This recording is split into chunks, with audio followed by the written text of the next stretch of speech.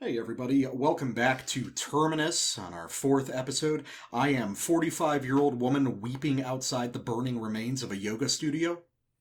And I am the burning yoga studio. And boy, have we got a show for you today. Oh, we definitely have a show as we roast our marshmallows over the remains of half the continental United States. Yeah, take some time out from, incinerating your local city center and put on, or pop this on your pod while you're sort of in transit 3 blocks ahead of the cops.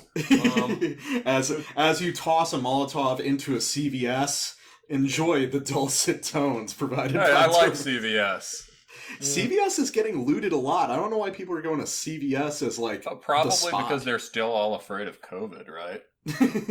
they want some of that like magic anti-COVID medicine. I don't know. Yeah, probably that. Also, all this stuff has to have something to do with the fact that everyone's just been cooped up for months, right? Well, I mean, yeah, we were talking about this yesterday about how this is months, and I was talking to a buddy who was over earlier about how this is 12 years of resentment starting from the financial crisis of 2008 finally coming to roost. Yeah, and like what happens when you make young people who can't get a disease stay inside for 4 months, 3, maybe for in some places they're going to aim for 4 months as the weather turns and the energy starts flowing. It's, this is like a COVID riot, as all of the other things it's about. Well, this is a great opportunity for us to present ourselves as, oh no, we're the metalheads on a podcast who are actually totally okay with Walmart burning down. Are there scandalized metalheads? Oh, I haven't seen, but I'm sure there are. Most metalheads are just fucking normies. I think it sucks for ordinary people that the employer getting burned down. I think I can see both sides of that. I think I also understand. I mean, I think anyone who's, if you've ever listened to Slayer, you should understand the appeal and things like that. It's 100%. So, and if you've ever worked, you might have at one point, God, I wish I could burn this place down, but it's their jobs too.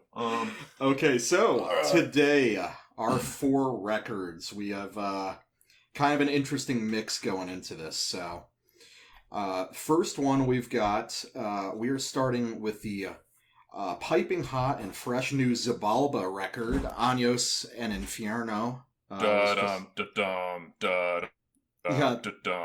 That was just released 2 days ago on Southern Lord. Yeah, and it's fucking awesome, right? We've been waiting a while. Yeah. Both of us are huge fans of this band. This is something we bonded over many years ago.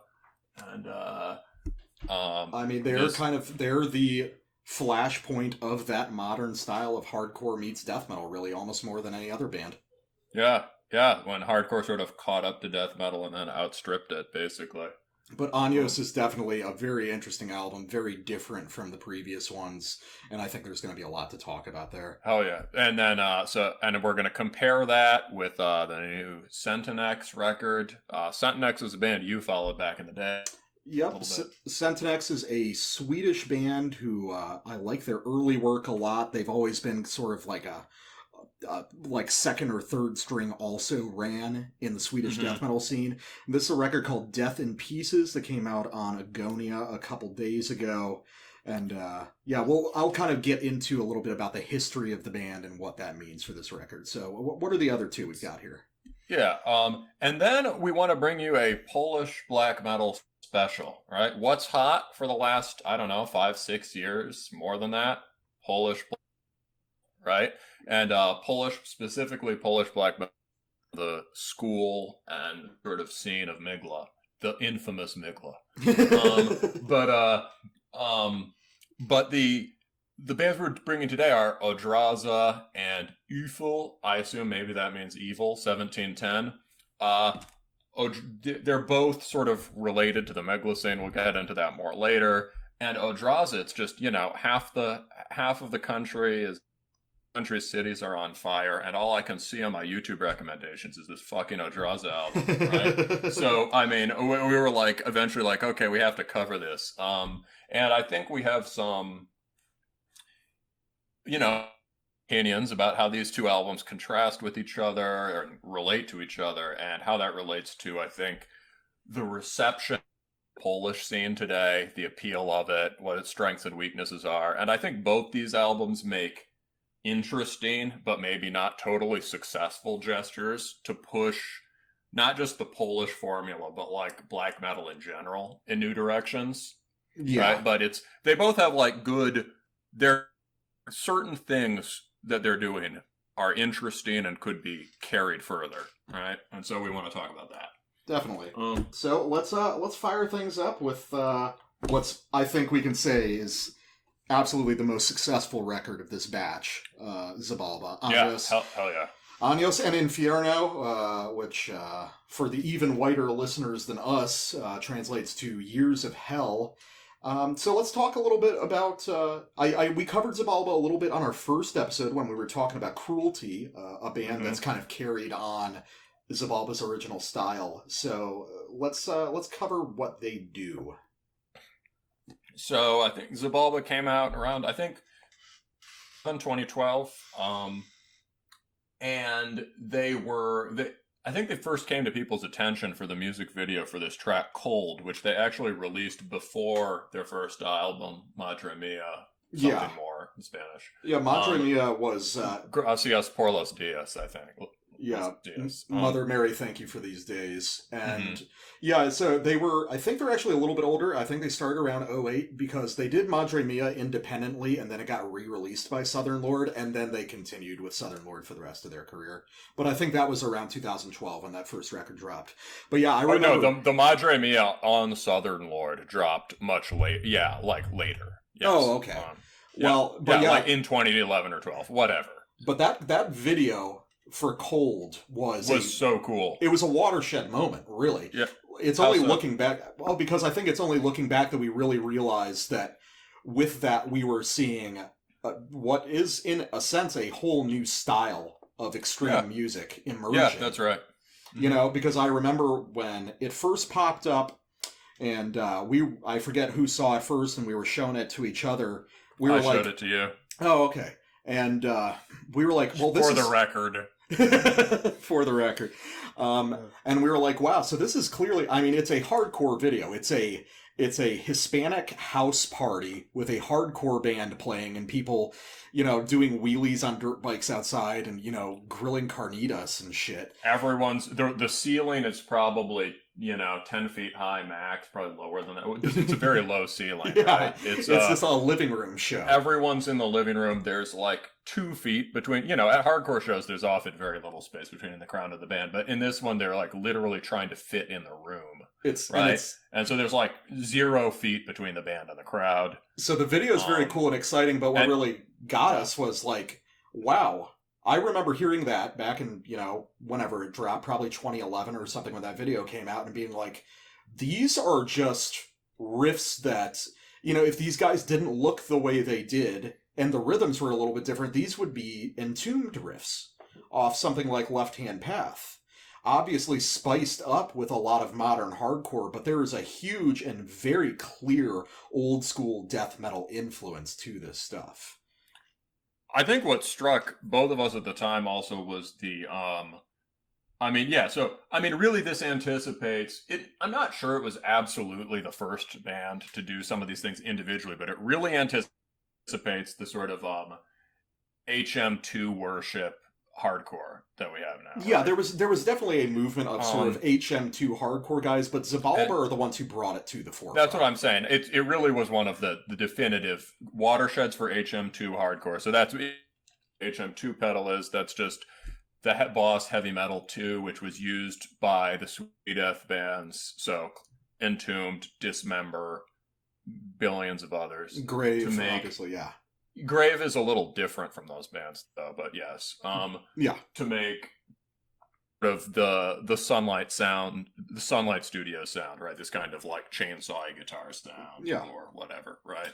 So Xibalba's, just so people who haven't heard it know, just because the context of this music on this record is a little bit different from their earlier stuff. So a typical. You want to play some early? Yeah, you know what? I'll just I'll throw in a little cut of Cold here, just so people know that what we're talking about. Sounds good. Sure. So I'll just gear that up just as a quick reminder. I'll just play like 40 seconds off it, Sure.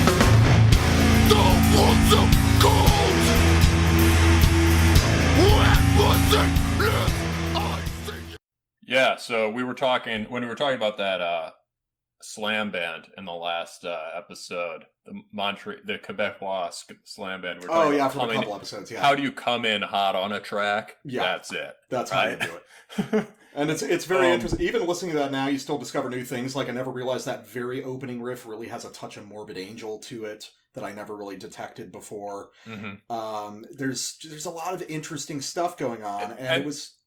There's another thing, unless you were about to... Oh, no, go ahead. Yeah, there's another thing about the influence of this album. So it's at the HM2 scene on the one hand. At the same time, it's the destigmatization of nu metal. This was pretty narrow for that. I think, this also sounds a lot like Chaos AD and Roots Era Sepultura. One would argue, I would argue, a hell of a lot better in many respects. Of course. But definitely those were important albums, and they have their moments. And you can see, based on the age range, we can assume of the guys in Xibalba, they probably grew up listening to those records. Absolutely. Yeah, grew up on Sepultura, and maybe even other stuff. I think I made some crack on on maybe the first show when we were talking about Cruelty, that the first time I saw there was a dude there in a Slipknot basketball jersey. Absolutely. And that was the moment when you could tell something was changing. Right? There was a serious shift. And I think at about that same time, Turnstile started. Yeah, and a lot of this has to go with generational stuff, because, both you and I are right around 30, and I assume the guys in Xibalba probably are, around there, maybe a little younger.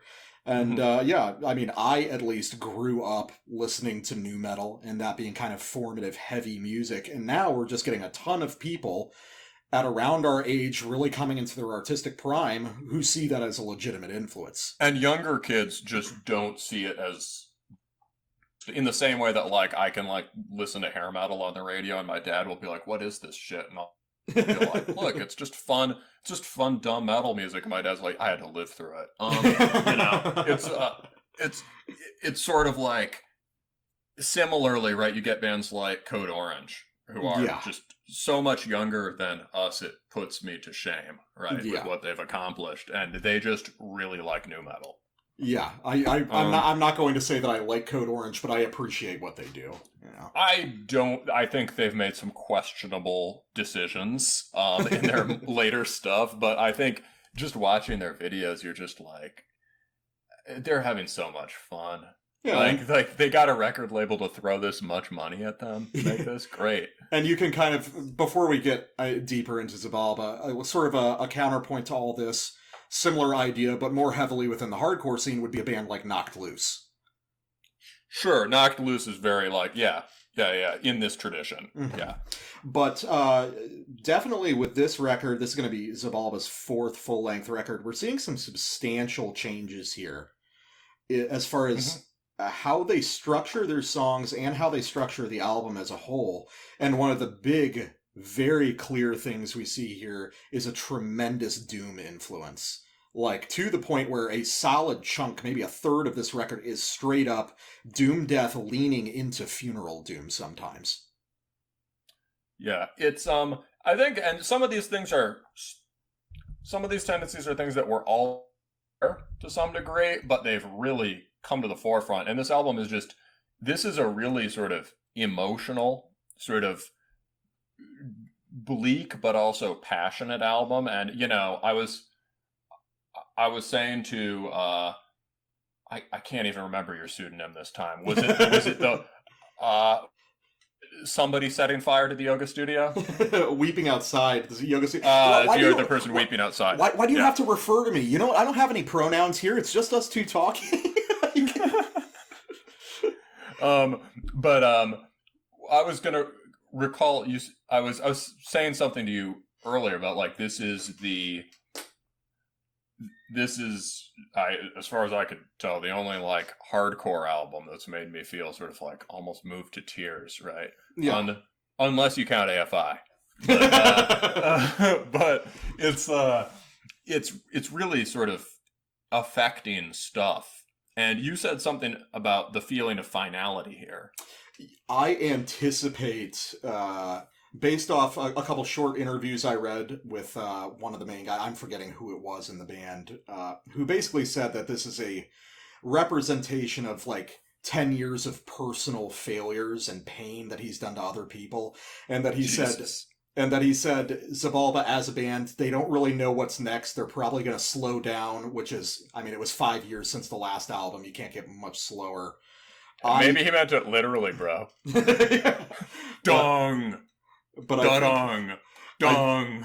I could see this being a fitting end to the band. I think it would make sense. But so this would be a heroic end. Very, very. And so for a little context, let's play a little clip of what is essentially a funeral doom passage off the second track, Corredor de la Muerte, which is unusual because it's mostly a funeral doom track that's only 2 minutes long. So let's try this out.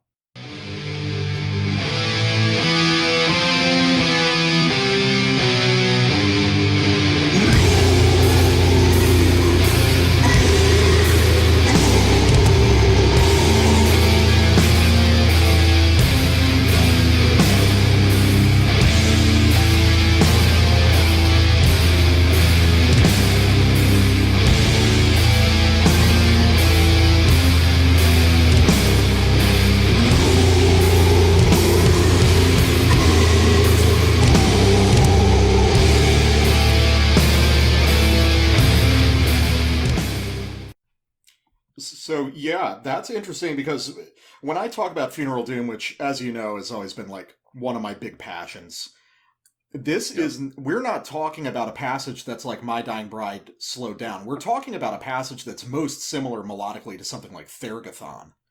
Very serious funeral doom, the kind that's very removed from a lot of the kind of Victorian romantic ideas of early peaceful doom death, really entering into its own sphere of kind of classical melody reinterpreted. And yes. Almost like, I mean, skepticism and Thergathon kind of have, the way they do it is very different, but a sort of black metalish sensibility in a much more direct way than the peaceful bands. Yeah, definitely. Vast forests, isolated towers, right? Sort of is plotting their revenge. Very isolated in a black metal sense. But what's interesting here is obviously Xibalba's always had this touch of doom, but it was more like preparatory type, like the opening to a bolt thrower song. You're opening with some big held, very epic chords. Here, it's just the slog of what happens in the middle of a funeral doom song that's popping up. And it's not the world's most original funeral doom riff as it is, but if you heard that in a funeral album or just a doom album or anything, you'd be like, damn, this is like a good part, right?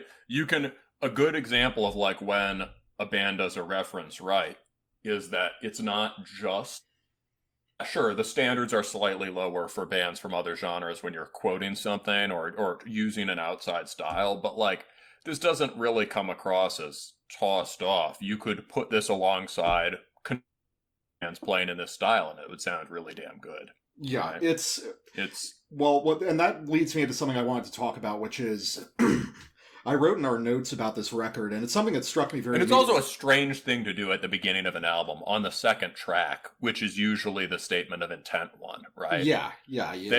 There's one track before this that's like, yo, Xibalba's back, motherfuckers, and then this, right? Yeah, and that's the thing. It's like, and it almost feels deliberate. And and there's a real thing about this album I want to address, which is that these are not really songs in the way that we think of, a beginning, middle, and an end.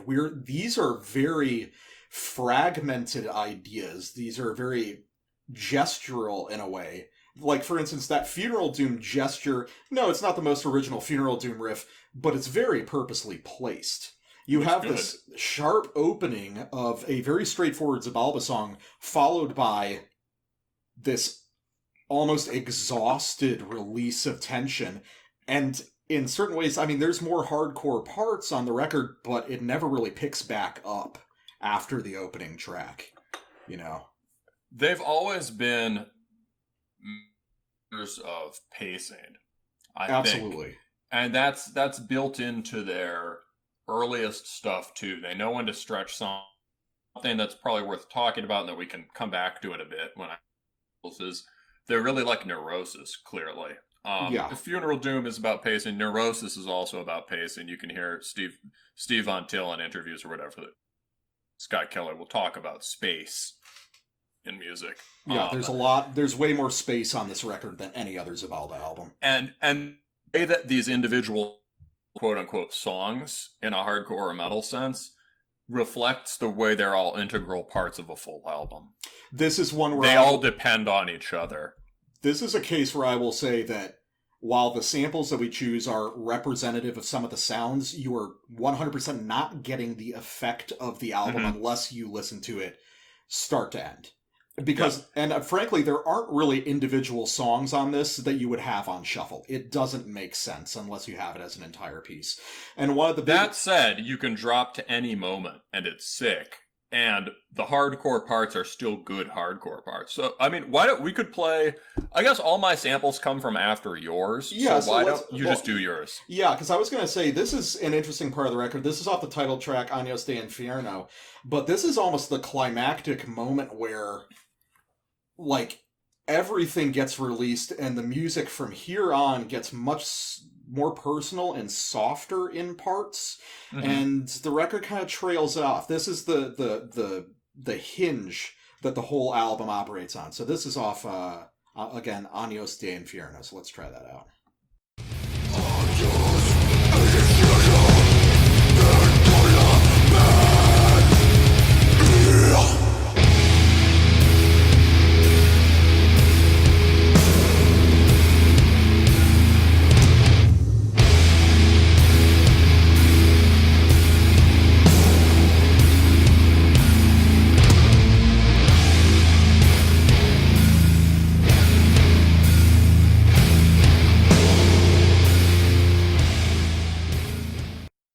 Yeah, I let that run a little bit longer.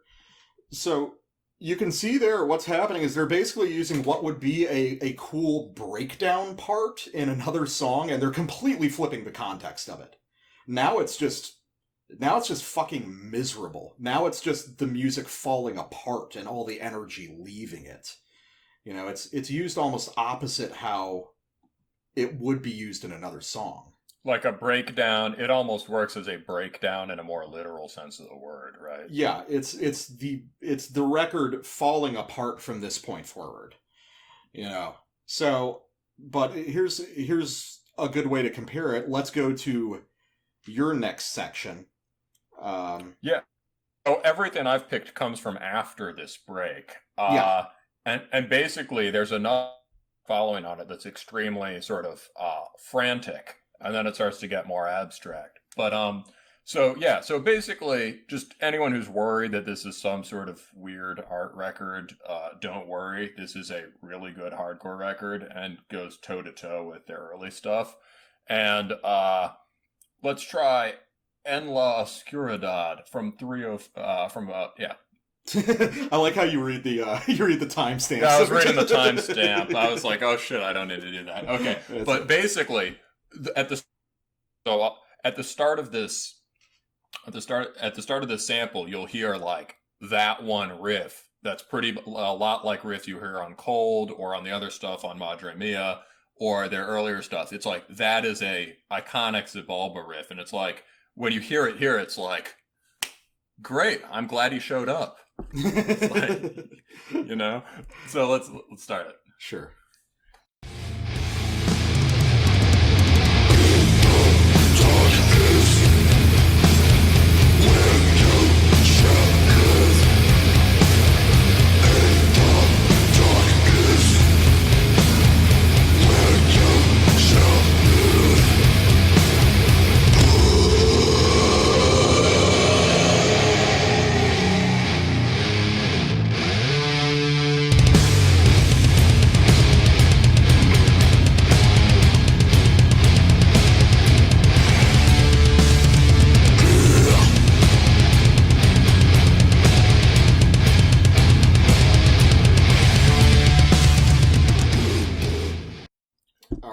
I love it. Yeah, I really like that bend.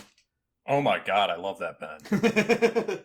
Well, what's your reaction? Oh, well, one of the interesting things about this record is it's still a Xibalba record. Like, the fundamental elements of their songwriting are still there, but there's something about the atmosphere, partially due to the production. Like, the vocals are way in the background on this record. They used to be a pretty vocal-forward band, but now it's really receded, and there's a lot I think the vocals are also more guttural. They're more guttural, but there's also longer instrumental passages now. Mm-hmm. But you get the sense that on a section like that, it's like, there's something about the atmosphere of the record, it doesn't even feel like mosh music anymore. It's like, in the context of... disagree. You see, no, but within the context of the record, it doesn't feel like it. It's more like it's got that bolt thrower, like, death march quality to it. Have you listened to it? Do you not want to mosh to bolt thrower? I mean, I do want to mosh to bolt thrower, but there's something so miserable about this record. I agree. It's miserable and bleak. But I tell you, I was. Have you listened to this record on your feet yet? No, I did not stand and listen to the record. Yeah, so that really changes how you process a hardcore album. And I put this on, went to the grocery store, and before I went in, I was like, okay, drink my Red Bull. I put on my bandana because I'm not going to wear a stupid looking mask, right? And so then I've got a bandana on. I put my headphones on. It's the bulb. It's like, shit, I'm going to loot the grocery store. like, oh God. And so, but walking through the grocery store, listening to this, trying not to crowd kill the people behind you is, it's difficult. I constantly found myself bouncing around at my cart like a freaking idiot. I think that one of the differences between you and me, though, is like just how we're listening to it, because I listen to this really kind of as a doom record, as a very introspective, very negative experience. So it's kind of hard for me to bridge the gap to that more like, I mean, Xibalba was never fun, but, you know, the closest thing they were on some of their previous music. It might be that because I sort of skipped the last two albums because I was just mostly listening to black metal during that time. And I somehow got the mistaken impression that they had become a death metal band in a bad way. But like I missed those albums. So for me, it was just an experience of like, holy shit, yeah, new Xibalba. So that might be part of it. But yeah, I mean, I think you can take it in different ways, and I think it absolutely does have this more serious, bleak aspect. The bend there, that's a great Neurosis thing, right? That whole line of extremely live, physical guitar playing. Mm-hmm. It's in Neurosis, it's in Amoebics, it's in a lot of the best kind of heavy, slow, punkish stuff. Yeah. And they use it to great effect on, I think, the best song art-wise on Madre Mia, which actually has a lot of these traits, which is Never Kneel. Yeah. Do you remember that one? Yeah, that's like a classic. The gods are summoning, to feast on human sacrifice. But what's interesting to me is, like, I feel like once we get into your last sample, where I'm coming from will become very apparent because... Oh, sure, yeah. So the album concludes with El Abismo 1 and 2, which are really a suite to be taken together. And this is... Those tracks as a suite are the most obviously fragmented. You've got these doom parts, you've got these hardcore parts, you've got these sort of strange dark wavy parts, one of which that you've got sampled out here. But I think that's... If there's one definitive statement to the record, it's El Abismo 1 and 2 put together. Yeah. So let's listen to a little bit of the first one that you've got marked out.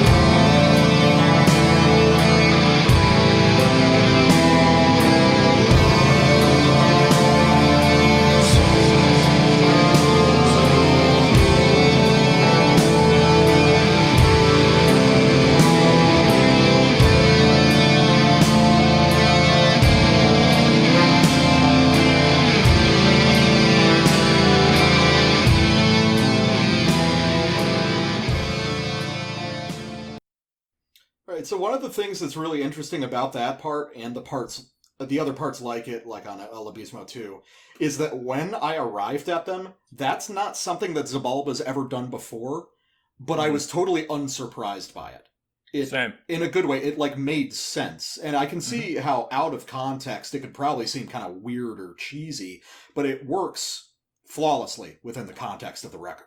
If they did it at the beginning of the album, maybe, or like if they did it on every track, it could be gimmicky, but it's also there's a difference between, again, do you understand your external reference points or do you not? And the guy in Xibalba clearly understand things about goth and darkwave. And what makes it work especially well here is that it's not just like a hardcore album with a goth part in it, right? Which would just be, that can come off kind of like Instagram or whatever. It's pointless, yeah. But I mean, it can be cool, but it can often be a little bit like, yeah, look at my dark shit on Etsy, right? but like, this for fans of Chelsea Wolf. Yeah. For fans of, Chelsea breakdowns. But the... No one ever. But I think the point is that these guys clearly have an authentic understanding of the music, and they don't force anything. They're not really trying to overdo the goth writing. The cleans are not strained, goofy cleans. He's not trying to sound like Ian Curtis or the guy from the Sisters of Mercy. Yeah, well, I mean, it's similar to a lot of the cleans you would hear from Neurosis. Limited operating within your acknowledged limited range. Yeah, absolutely. And they aren't just. And they bring in the nice lead over the arpeggiated part. The lead helps sets it off. The lead is a little bit like Lycia. If any of you have heard them, they're a sort of early. I mean, it's really just goth, but for whatever reason, it's dark wave, and it's more abstract and miserable. And the sort of Lycia stuff is a big influence on the early Funeral Doom. Yeah, and so the goth stuff comes organically out of the Funeral Doom part of this record, and it goes. And I would also say. And in this track, it trades with heavy parts and goes away exactly when it needs to. And then in Abismo 2, all of these parts are integrated. Yeah. And that really makes good on it. And it sort of closes the record in a very powerful and emotional way. Yeah, and I'd like to say, usually I am not the person that enjoys these very... varied is too reductive, but kind of this kitchen sink approach to... all these different ideas, all these different forms of musical expression kind of coming together and quickly being swapped in and out. Usually I'm not into that, but here, just the quality of the writing and the sort of abstract construction of the album as a whole makes it come across well. And this is a really fucking great album, I think. There's an idea holding it together. I think the point is that it's not actually kitchen sink. right? Yeah, There's an organic relation between their beatdown stuff and Funeral Doom, and between Funeral Doom and Goth, and the mood that he gets. He identifies some mood at the heart of all these three things. Yeah, I was about to say, the core of it is an emotional idea, not a musical idea, which is very cool if you can pull it off, but very risky. But here they pull it off really well. He's working at a high level of abstraction, and that's one way that you make really original music, right? You hear some common ground between things that people don't understand are doing similar things. Yeah, and you translate it for them. Yeah, I mean, and this goes just absolutely toe to toe with any kind of arty death metal today, frankly. 100%. Also, just in terms of name dropping, also, and things that Xibalba are related to, right? If they help set off these trends in the early teens, this sort of parallel stuff, the goth into hardcore sort of parallel stuff you would hear in Twitching Tongues. Do you know them? I know the name. I think you've talked about it. I haven't listened to it. You might like them because they sound a lot like Typo Negative. They're sort of... some of it's a little too dramatic for me, but I think you might appreciate it. And there's also a band who I just wanted to name on here because I think they're great and more people should listen to them. Heavens Die. Not familiar. They're just... I mean, I think they're still pretty obscure. I think they're from somewhere in Pennsylvania. And they do this kind of stuff that's like... if you ever wanted the beatdown stuff to be a little bit more like Heaven Shall Burn, it's got very epic, grandiose, melodic kind of beatdown stuff interspersed with gothy bits that I don't think they're always as strong as the gothy stuff here, but they give it a lot of character and they make sense. I just love hearing the cat scream behind you as you talk about it. Oh yeah, sorry. There's beasts getting fed here. I'm sure the listeners are used to it by now. So yeah, all in all, great record. I don't know if it's my favorite Xibalba record, just because. Goddamn, just they've done really strong, very straightforward records, but kind of as, if we want to get pretentious, an art piece, this is probably the best. Like, this is the most complete and well-rounded idea. I think if we decide to play the Albums of the Year game, which, why not? I think this will be on it. Yeah, absolutely. Yeah, for sure. So, I think that's pretty much it for Xibalba. So let's real quick go on to Centinex. This won't take too long. Oh, God. Poor guys. I feel almost bad because in the last 2 episodes we've talked about 2 bands from Agonia, and we haven't been very kind to either of them. Well, that's their own fucking fault. Fair enough. They're one of those sort of... I think they're in some sense a sort of faithful underground-ish label. Yeah. Didn't they put... I mean, I guess, there's a reason we both pay attention to what they're doing. I mean, Agonia does put out good stuff. I think this is more coincidence than anything. Yeah. But it's interesting because both of these... I think they put out, real quick, as far as good stuff that they've put out in the last while, I'm pretty sure they did... Yeah, they put out Arrow and Heart by Eosoth, which is low-key one of the best albums of the last 20 years, probably. I mean, they put out, I'm just looking at their label right now, they put out the latest Deranged album, and Deranged is pretty much always awesome. They put out the new Beheaded, and I really love Beheaded.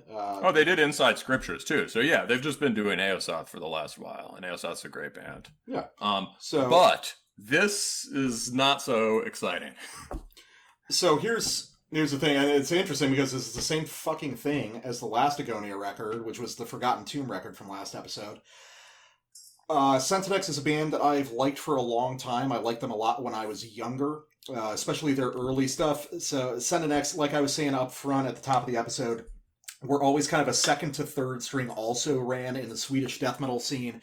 They never quite sounded like Stockholm death metal, and they never quite sounded like Gothenburg. But what they sounded... in a way makes them better than most of us things. Yeah. But what they did was they had a very nuanced style of melodic, like very melody-infused death metal. that drew from some kind of black metal melodic ideas wrapped together in old school HM2 production. So you had kind of an aesthetic of Swedish death metal, but the ingredients and the songs that were produced were very, very different. And a lot of their old stuff, some of those classic records, like, a lot of those records are not actually full lengths. They are compilations of EPs and demos that were released. Malleus Maleficarum is a great record. Yeah, that's kind of just a bludgeoning kind of black metal-y record, right? Yeah, there's a tremendous amount of black metal, and then the one after that, Reflections, I believe it is also this excellent. One's got a sick gargoyle with a scythe on it. Okay, I'm into it. And it's interesting because I've always liked Centinex because their music was nuanced, but there was still like a dumbness to it that was also cool. A little bit like Necrophobic, right?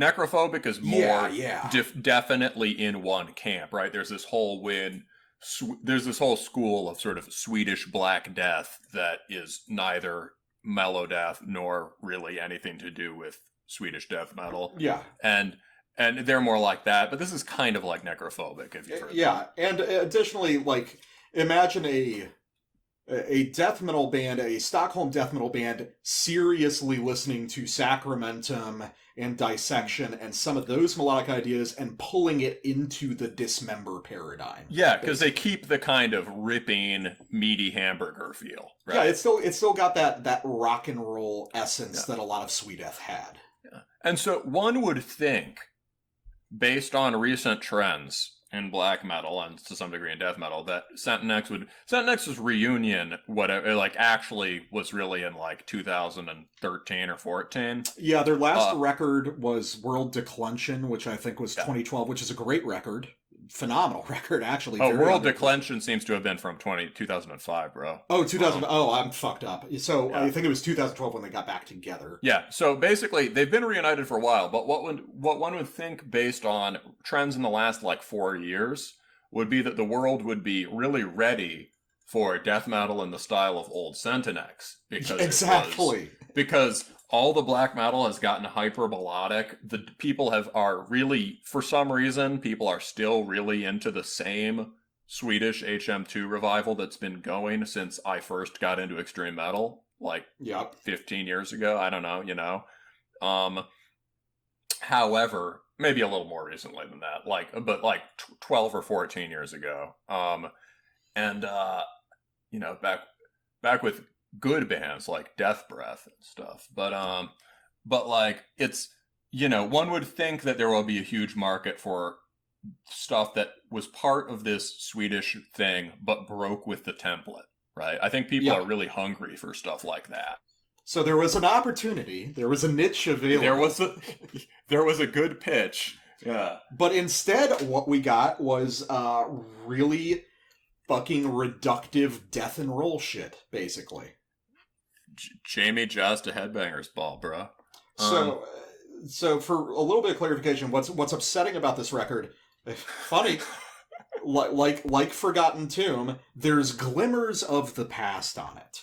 There's glimmers of a melodic style that's at once very intuitive and very oh yeah, this makes sense, but you've somehow never quite heard it before.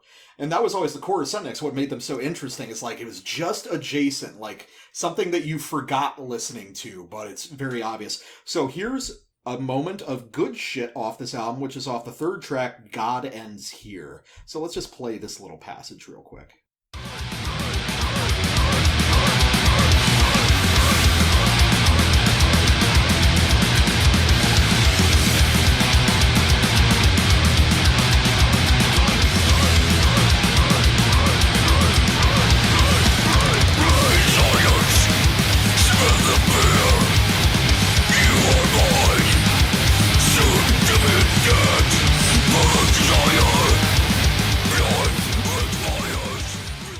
Okay, so that's kind of indicative of some of their older stuff, that very simple melodic tremolo riff that was played, going into that kind of churning death thrash riff that still has that almost kind of melodramatic Victorian quality to its note choice. They're just good clarity of form. Yeah, very minimal in a way, but of enough body to be interesting. And just little, slightly different shades of note choice that change the mood. Right? Exactly. Yeah. I mean, it was. I don't think Centinex were ever geniuses. I don't think they were ever working with very subtle brushes. I think they were mostly, enthusiastic guys who copied the stuff they liked and changed it up enough to be, legally distinct. But through doing that, they created a certain mood that was unique to the band. Mm-hmm. The issue is, what I played is 5% of this fucking album. Yes. The vast majority is... And what, you might ask, is the rest of it like? Oh, God.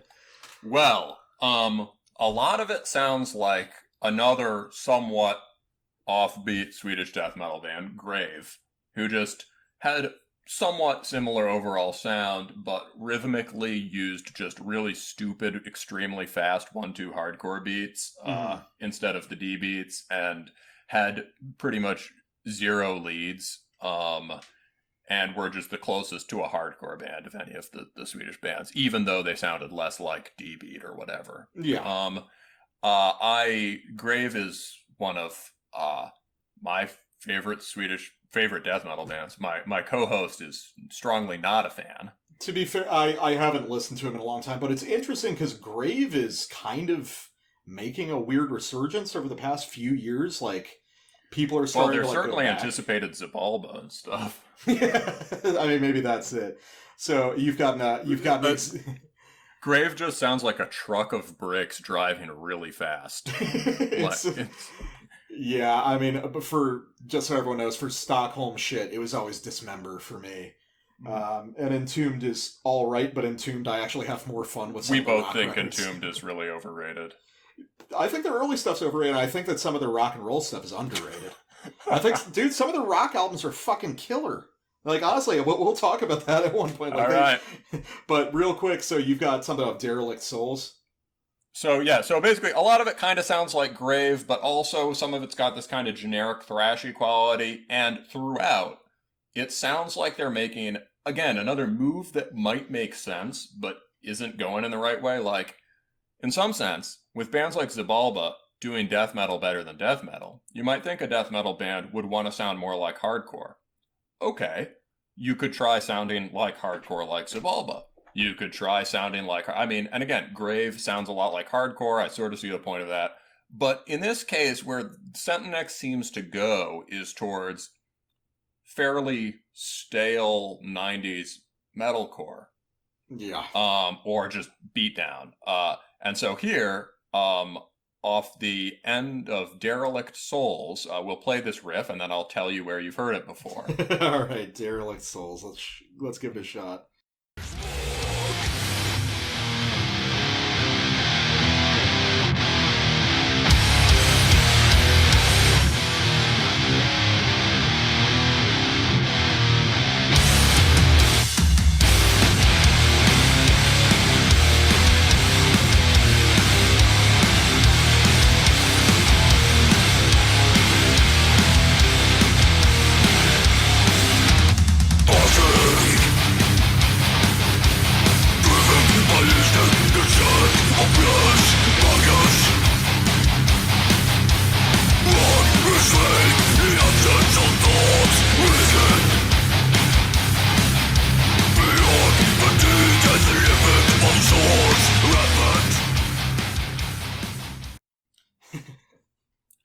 That riff just really rings a bell. Yeah, it certainly does. So what are we looking at there? All right. Well, that is actually the one of the central breakdown riffs to Last Breath by Hatebreed off the back end of Satisfaction is the Death of Desire.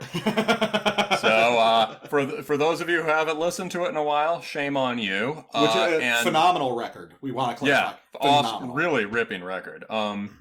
And let's play that riff. Okay, so this is off Last Breath.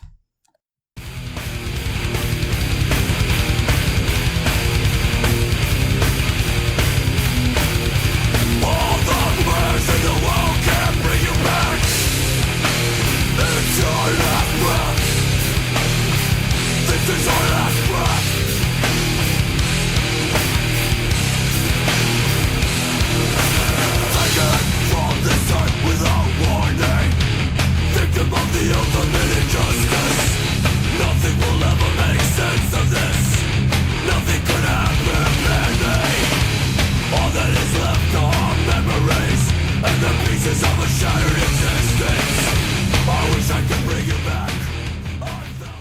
Yeah, 100%. Oh my god. Yeah, so it's your last breath. God damn it. So it's perfectly fine to lift riffs. I'm going to say again and again. It's perfectly fine to lift riffs from hardcore bands, but if you're a death metal band lifting a riff from a 90s hardcore band that has sort of punchy, relatively mid-heavy production that's very of the time, you need to make your version of that riff so much heavier, right? It's literally you less heavy. It's fucking less heavy. Less heavy. It's less heavy than Hatebreed. Like, that's part of the problem is the production on this. And fucking you can sucks. hear that Hatebreed are master songwriters, and these guys are not anymore. Well, right? it's like even the note choice on the Hatebreed riff is more brutal. Yeah, it's more dynamic in the back end. It sounds more like death metal. It's like, first of all, the production on this record fucking sucks. The guitar tone is horrible and like smothered. They're like the guitar tone sounds like a worse version of the Hatebreed production. They're trying to imitate generic late 90s hardcore. It's like they were like, oh, our HM2s are still in storage, so we'll use a very cheap line in HM2 patch on like a simulated amp. Oh yeah, that's good enough. It's flat, it's shitty, and moreover, like the vocal performance on this record sounds fucking tired and beat up. Like, he just doesn't even really want to be fucking doing this anymore. And that kind of goes for the whole record. The whole record just sounds like they don't fucking want to be there. It's like, just stop. No one's forcing you to do this. Please, God. I remember that the first comeback record had some energy to it, and I was like, oh, this really doesn't sound like Centinex, but it sounds like Grave, and I don't hear a lot of bands that sound like that, so that's fine. I remember having some fun listening to it, but this... then it sounded like hungry, like, oh, this guy's happy to be playing death metal again, right? Yeah. But, this is the problem with reunion bands with only one original member left, right? Yeah. I don't think in this new lineup, there was a drummer who'd been with the band from 99, but he left or was kicked out or whatever. And so it's just the one dude, and... It's just, unless the first band was entirely your baby, it's a lot to ask of yourself to try to resurrect your old band. If you want to go back to playing music, start a new band. Yeah, I don't understand. Even Tom G. Warrior, who is at his best a genius, right, formed Triptychon. Yeah, well, and what's really funny is, like, so the main guy, Martin, who's he's the bassist. Oddly enough, he's the center of the band. So Martin is also in a band called Demonical, which it looks like he basically formed after Centinex broke up, which is fine. And I've literally seen Demonical live. They are unexciting but well executed death metal, and it's they're kind of blasty, right? Yeah, they're more blasty than Centinex. They're a little bit more. Imagine old guys kind of trying to interpret a band like Aeon, but not really having the chops for that, which is, again, fine. Aeon is cool. Aeon is fucking great. And Demonical, again, I saw him live one time in Germany. Unexciting. But hey, they're old guys doing what they like. And there's more enthusiasm behind that than there is Centinex. But Centinex has the name recognition. But at the same time, I mean, fucking do they really? Does anyone care about Centinex, actually? Well, we did, apparently. But, yeah. I mean, I love old Centinex shit, but I know that's like old school death metal autist shit. Yeah. So in context, it comes off as cashing in on the revival, and why not spend more time doing Demonical, who I actually have heard of, and I've heard it and thought, hey, this isn't bad. Yeah, this is fine. It's something different from nowadays old school death metal. It doesn't sound that old school. It's kind of channeling a mid-era, because that's one thing to remember. Centinex like got their start like past the initial early 90s wave. I mean, I think their first record was 95 or something, so they were carrying kind of a weird flame there. And Demonical kind of channels that like mid to late 90s to early 2000s style, updated a little bit. And it's fine, but what the fuck are we doing here with this record? Like, And Your guess is as good as mine, bro. And the thing is, that sample you played, that's representative of 90% of the fucking album. It sounds like boring Hatebreed riffs and, like, B-side grave riffs off forgotten EPs and shit. It's just... It's so disappointing because they were such a weird gem of a band at one time. And it's like, dude, hang it up, put it to rest, just work on Demonical. But, God, don't drag this band's name through the mud any longer. You don't... Oh, God. I know this is mean, but... Well, anyway, so... That's our spicy take on the new Centinex. You know, hey, for us, that's pretty fair and balanced. Yeah, it's like, and you know, it's like it's like that's us being nice. Well, like, okay, so let me even clarify. Honestly, for most people, if you just want a fucking death metal record and you put it on, it's fine. Most of my resentment comes because I know... If you want a death metal album that sounds a little bit like hardcore, which is a fine thing to want, just put it on. However, there are plenty of hardcore bands making death metal albums that sound like hardcore. And I know what these guys are capable of. So my resentment comes from a place of love, because I know they can do so much fucking better than this. Yeah, agreed. I mean, yeah, I was excited. You know, this is something I was excited about, and is now, you know, it's not great. Okay, so we should take a quick break so I have time to get a drink and maybe drink another Red Bull. That's going to be my plan. So we will take a quick break. I hope we can eventually get a sponsorship from Red Bull. Oh, man. If I could get... If they pay us enough, I'll get a neck tat. Can I get a sponsorship from Kentucky Gentleman, my preferred whiskey choice? All right, guys. So we'll be back with a Polish black metal couplet, and we'll see you in just a moment. All right, so let's talk. How do we want to tackle these next two? Odraza and Yfel 1710. Remember Eiffel 75? Oh, yeah. I am still blue every day of my life. I think let's see. Let's start with the Odraza, because that's the one everyone seems to be talking about. And then I came up with a cute idea to transition I did between see them. that. So that our viewers will love, our listeners will love. So, real quick, let's before we get into it, let's talk a little bit about Polish black metal in general, because it's gone through some pretty distinct phases throughout. Oh, also, let's say what the album is. Oh, okay. Album is Odraza's Rzezcom, I think, is kind of how you'd say it. Something like that. That's the last Polish word I'll be able to remotely pronounce here. I mean, I'm Polish, so I can help you out a little bit. Yeah, it's self-released, and it's and the CD is out through Gods of War. That's with a Z, not to be confused with Gods of War with an S. Yeah, I've heard of Gods of War as a label. I don't know much about them though. They might be named after an... No, yeah, I don't know. It's it reminds me of the Arcona demo, An Eternal Curse of the Pagan Gods. But I don't know if it has anything to do with them. So, Polish black metal... But yeah, so Polish black metal in recent years. Yeah, so because it's gone through a few phases. I mean, early on, we've got... Obviously, there was a lot of epic Polish black metal like Graveland back in the day. And then with the explosion... Arcona. And then with the explosion of Behemoth right around the turn of 2000. Obviously, they were around before that, but then that's when they really erupted. A lot of Polish metal moved in more of a death metal direction alongside other bands like Vader.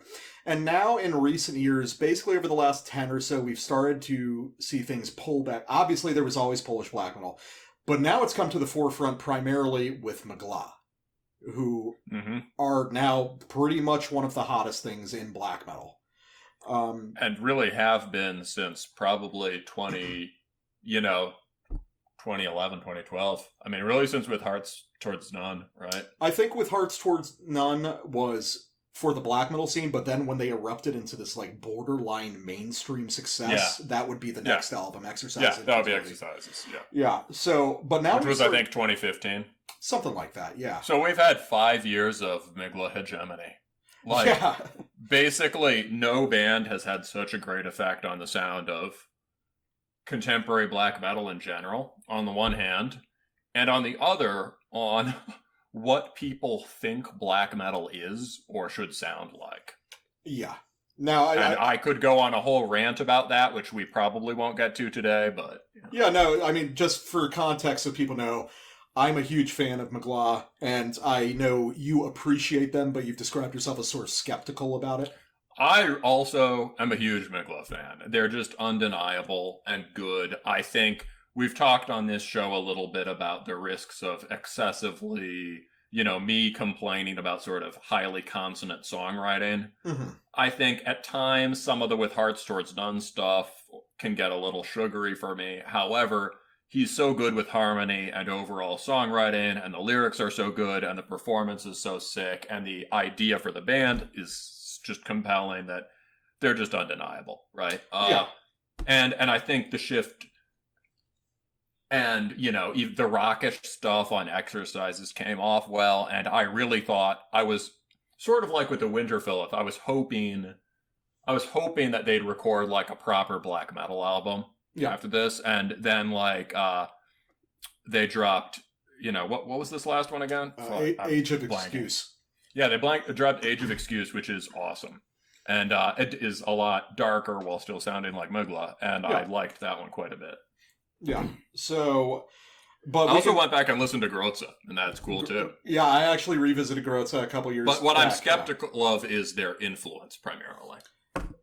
Well, skeptical in terms of, how good... I don't other think people they're are having off. a good effect on the black metal scene as a whole. Yeah, and that's something... It's not their fault, right?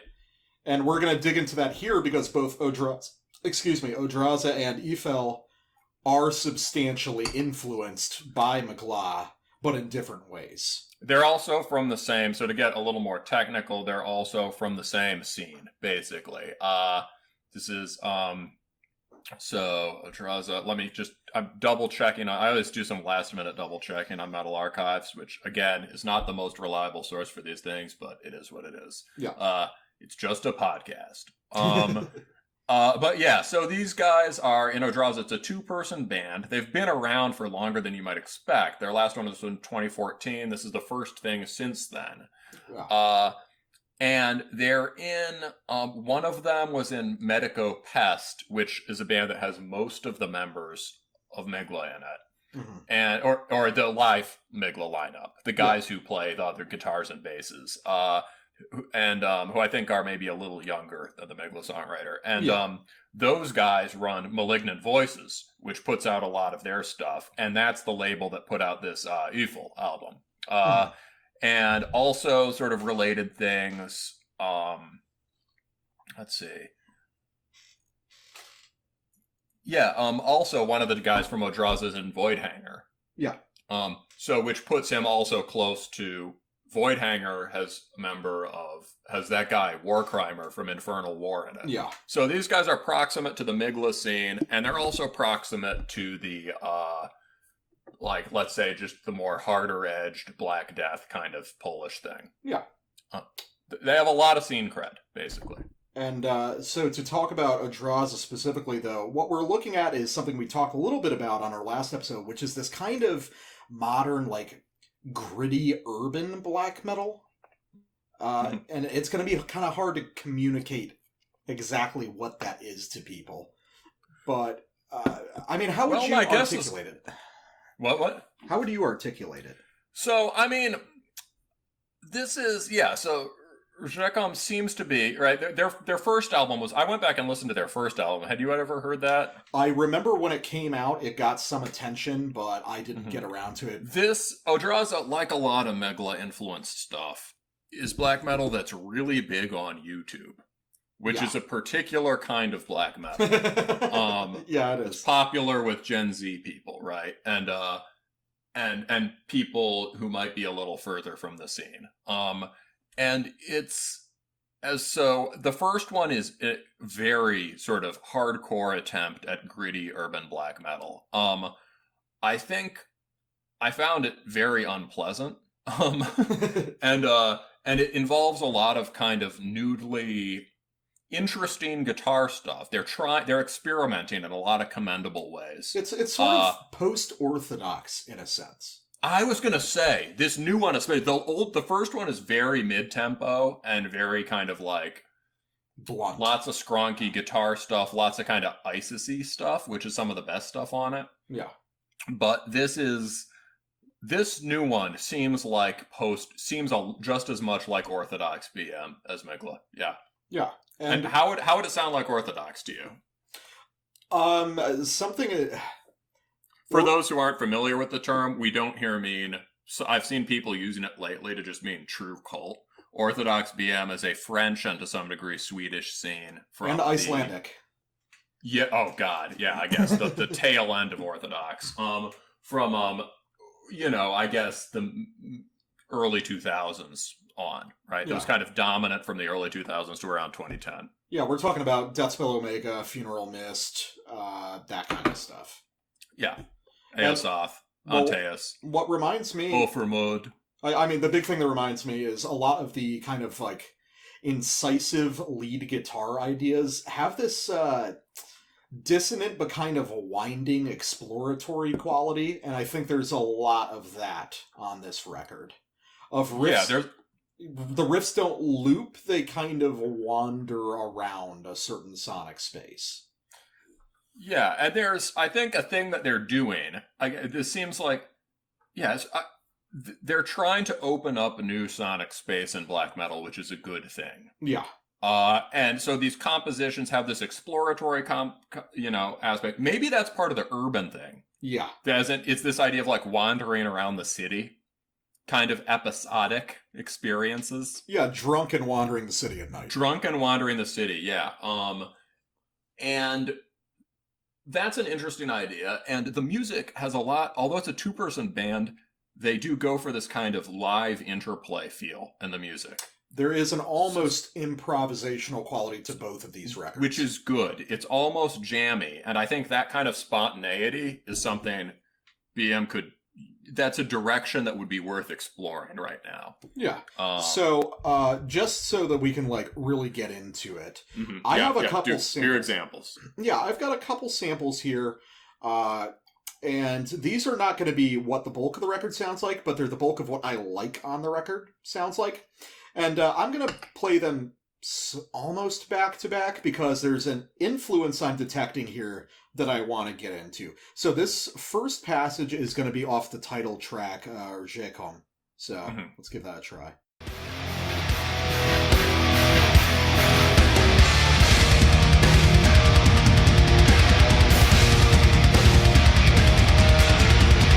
Yeah, I need to be fire. 16 coming over.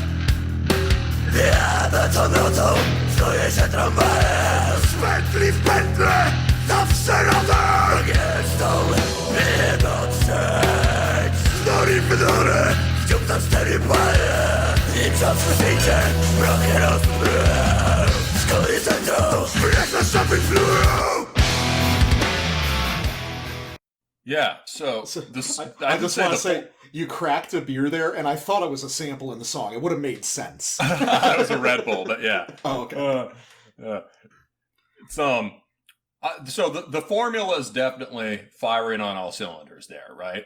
Yeah, and this is a very bass-forward record in a lot of ways, which is interesting, and there's more black metal bands than you would think that really employ the bass a lot. But here it's a very forward part of the sound.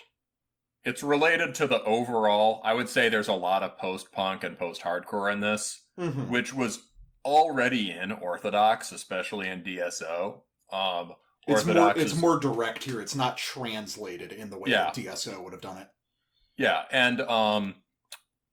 and they're going for a kind of dour bleakness that people associate with these kinds of bands, right? That you would associate with, I don't know, Joy Division or bands that sound a little more skronky than that. Definite urban misery characteristic. Yeah, but like, you can hear the open plane here, right? Even at the beginning of the sample, there's the remains of this kind of interesting shreddy guitar line. And the whole thing has this nice it keeps that strutting bass under it and builds in a pretty cool way, right? Yeah, it's definitely substantially influenced by like modern cool guy sludge and stuff like that. Mm-hmm. And then, so following that up, I've got another passage, and this one is a little bit more conventional, but only slight. And this is off, let me see if I can pronounce it correctly, Twoja Rej Tej, something like that. Oh, that sounded very Polish. Dude, believe me, I've been to Poland. Oh, wait, who am I? Twoja! Yeah, something like that. It's such a fucking hard language. Like, so let's just give this a try real quick.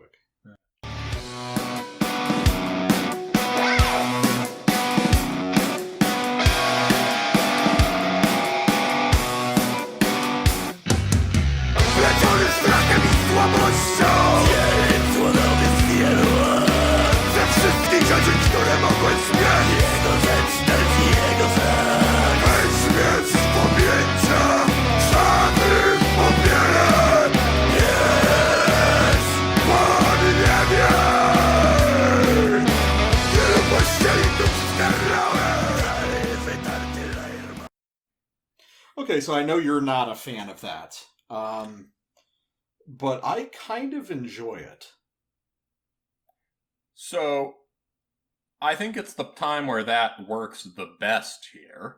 Because there's a few instances where they go into a sort of like weird folky idea like that. I think it's part of the urban thing. I think they're going for a kind of cabaret feel. Yeah, 100%. Like circusy, cabaret, dark street festival. Do not like anything that sounds like dark, freaky circus. You know, I mean, usually don't.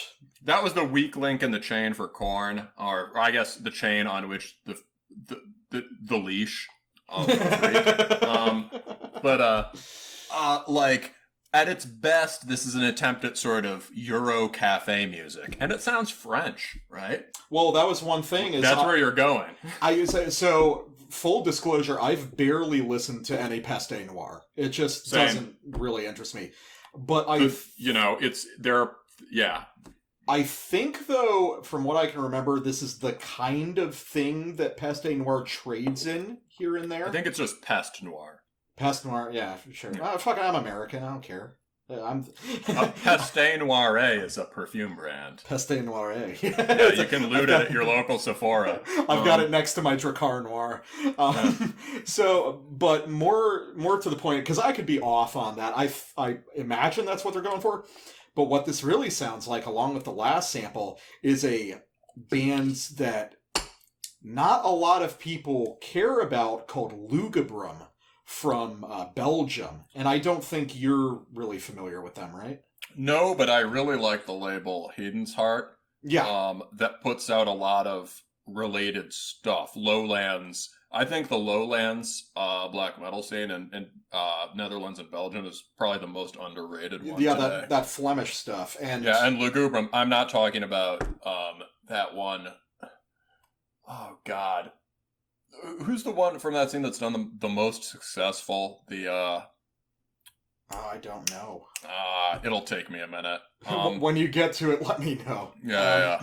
So, Lugubrum is a very interesting experimental black metal band from Belgium. Their early stuff was very Dark Throne inspired, but then they got really weird. Oh, Urfaust. Not talking about like okay, yeah. Early Urfaust's amazing, but not talking I never got into Urfaust. It's a one-trick pony, and then it turned into something else. Gotcha. So Lugubrum has elements that are very important for both these records, which is one, they're super bass forward. In certain senses, the bass is the lead instrument on Lugubrum records. And then they've also got that playful quality of just incorporating weird stuff because they feel like it. Lugubrum's always had kind of like a dark sense of humor. I couldn't tell you about that in detail because obviously I don't fucking speak Flemish. But they've always had this playful kind of experimental quality, sort of channeling the energy of bands like Vedblen's End. You know, that sort of thing. I tried listening to Written in Waters the other week. I really like that record. I fucking fell asleep. Oh, dude, I really like that record. But they're channeling... I thought I would get it now, but no. Yeah, they're channeling a sort of through line of experimental black metal. And I thought it was really interesting that both of these records in places reminded me of a band that's kind of forgotten outside of pretty dedicated, like, black metal autist circles. Mm-hmm. So, Yeah. I don't Luckily, know. our specialty. Well, I think there's a through line of sort of Flemish and Czech and Polish black metal. I think those three scenes have a lot of commonalities. Because the Czech stuff has this sort of, and it's one reason, yeah, I've got Czech ancestry and I should be more into Czech BM, but it's got this kind of ludic quality to it, this folkloric, this kind of playful aspect. It's aggressive, like, but playful and also kind of grimy at the same time. Yeah. I'd like to listen to that stuff again. When I was first getting into BM, Master's Hammer just wasn't what I was looking for. Yeah, or like Maniac Butcher or something like that. Maniac Butcher is pretty cool. Yeah, I mean, I like the. They're very sword oriented for you. And it's, you know, if you play like super fried tinny destruction riffs at twice the speed, I'm gonna love it. And then if you want like a kind of a more modern example of that kind of bridges the gap to this like kind of urban grit black metal, you would look at a band like Cult Offensivi, who I think are kind of forgotten now, but they got a little bit of attention back in the day, and I like their records a lot. Yeah. So let's talk about some of your samples, though. So, I mean, to me, I listened to this album 3 times. The first time I was like, this is boring. The second time I was like, oh, this is actually really interesting. I think I might like this. And then the third time I went back, I was like, I don't like this. I think, you know, I think it's good that they made it. They are doing their best to push the envelope, do something new. They're not cloning Mgla, although in everything about this, you can hear the relationship, right? The kind of clean post-hardcore production, the sort of virtuosity of it, the you know, all of that. But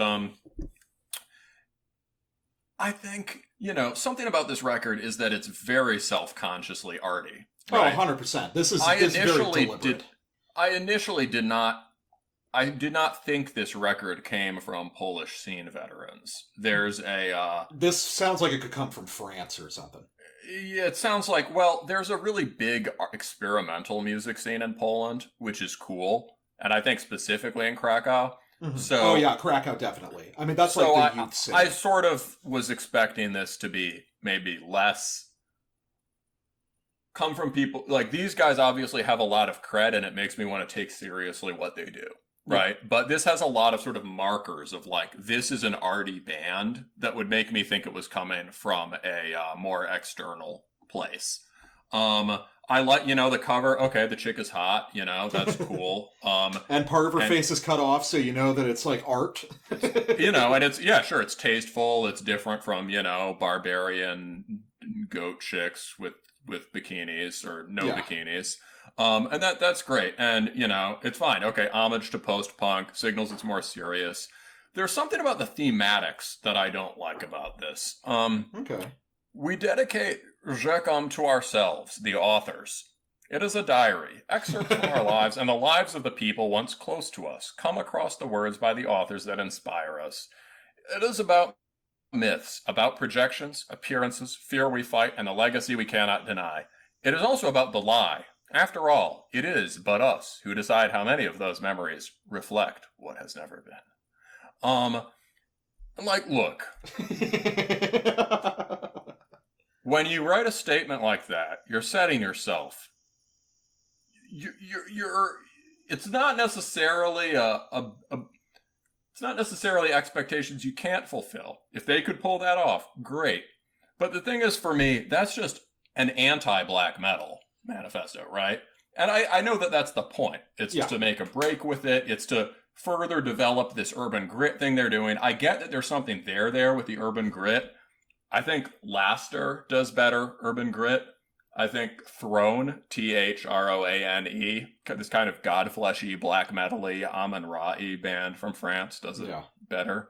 But like the idea that it's all sort of individual-centric and human-centric seems to me very on black metal. And you always want this music to be in touch with something beyond the merely human, beyond the merely personal. Mm-hmm. And if you make it about that, it starts to become more like just, closer to certain kinds of post-punk music, or closer to the standard kind of art house guitar music that I'm sure these guys like. And there were moments throughout this where I felt, why are they screaming? Why the screams? I mean, you could do weird, harsh vocals on this album. That would make sense. It wouldn't make sense to sing on it for most of it, right? Yeah. But like, it sort of loses some of its specificity, and it doesn't really have it feels a little, let's say, metaphysically narrowed, and at the same time, the mix feels narrowed. That is, like, I don't know about you, but to me, like, there's really inventive things in the playing here. We agree on that? Good. Yeah. Excellent. Keep going, Odraza, do your thing. As far as, there's not a single original harmonic or melodic idea on this record. No, not really. It's not, to be fair, it's not a riff-based album. But it's supposed to be inventive, and really good black metal bands, right? And this band is getting a ton of hype. Really good black metal bands have their own harmonic language. Yeah. Even if it requires just changing one note in a standard series of scales. Yeah. Like Ancient Gate last time was like, we're going to do Bloodhouse Nord. We're not trying to be as revolutionary, right? But we're just going to change one or two notes and simplify the way they do it. And suddenly they get this very distinctive sort of necrotic, mystical atmosphere, right? Yeah. This does not... There's nothing in the note choice or anything that surprises me. The mood just feels kind of flat. I get it's supposed to be bleak, but it feels flat. And there's a claustrophobic... I don't know. You know more about production than me, so I want to ask you about this. But to me, the production feels kind of flat. I think it depends... or it feels claustrophobic, as in... There's a lot of variation in the kind of harmonies these guys play. There's stuff that's really dissonant. There's stuff that's much more melodic, like your last sample. Yeah. And there are, at the back end of the album, and I'll play it, there are some really epic blasting black metal riffs that are great. Yeah. But it feels almost like, as much as they're moving around the fretboard, it feels always to me like it's hovering around this very stable tonal center. Whereas think about like a band like Inquisition that only ever plays 5 notes. Yeah. There's like a huge sense of space in the sound. They're constantly swooping between octaves and roots and shit. And Well, what do you make of that? In terms of production, I mean, we were kind of talking about two different things at once. I get where the but it's how the songwriting interacts with the production. So in this case, because I tried it in a couple places, I was listening to it on like speakers earlier, and then I've been listening to it on headphones here, just these samples, and headphones are actually making a very substantial difference for me. I've been listening with headphones too, although maybe not expensive ones. Well, there's a claustrophobic quality to it, but I would describe it as they're going for kind of like an intimate practice space vibe, but very clean. One thing I will say, I don't think the guitar tone is particularly revolutionary, nor the vocals. The bass sounds very nice, and especially the drums. It's not immediately obvious, but the drum production on this is really fucking good. There's a clarity to some of those tones, which is really important, especially because you're dealing with kind of an irregular drum performance here. The drumming is good, right? I mean, in some sense, you could take the drumming and the bass tracks and write a different album over it. You can make a very interesting kind of jazz-inspired record. Yeah, the open rhythms on the drumming are often real, except for when it gets a little too like, the open riffing, or a little too jazzy. The open drumming is pretty cool. The open bass playing is pretty cool. The way they interact. I like the idea of a black metal album that's mixed like post-punk, and you're getting more and more of that today. Yeah, you are. So real quick, just so we're not dwelling too long, let's get one of your samples in. Oh, yeah. Okay. So, look, I think wrap it up then. Here are some that sort of reinforce this. Basically, this one is something like Nakrotia Zvinowski or something. Something like that. I don't fucking know. You give it a shot. That's too many consonants. Nakrotia You see, I don't know what an isolated Z means in Polish. Yeah. Vizhnoshi? That sounds good. I think SEI is pronounced as an SH sound. So this is you can hear some of the more open playing at the beginning of this. You can hear nice arpeggios, but then listen to where this goes and think about what it reminds you of. All right.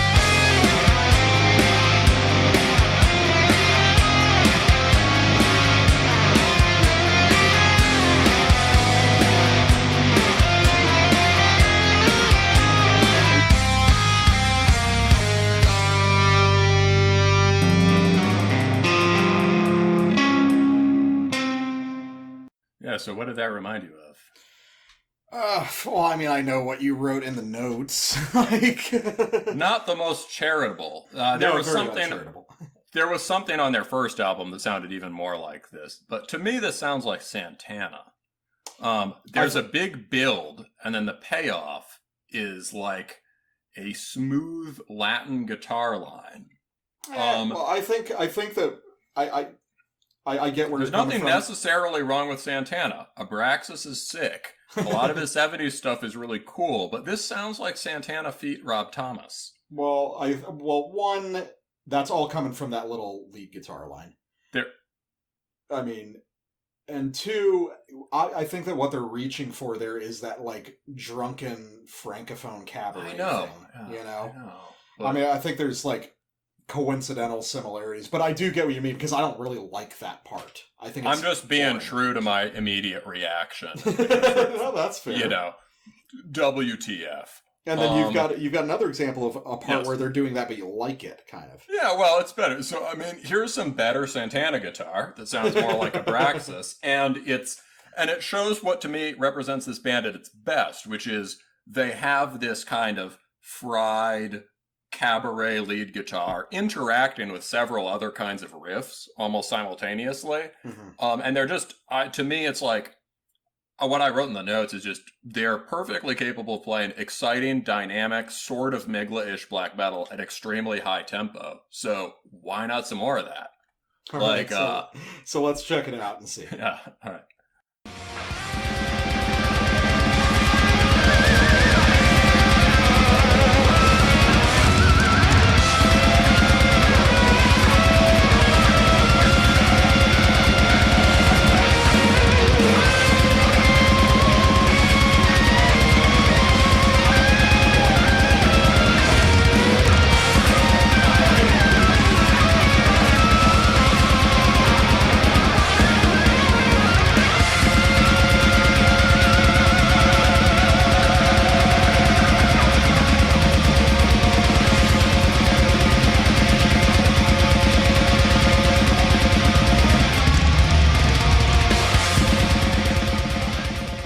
Yeah, so did you listen? You listened up to the riff change, right? Yeah, of course.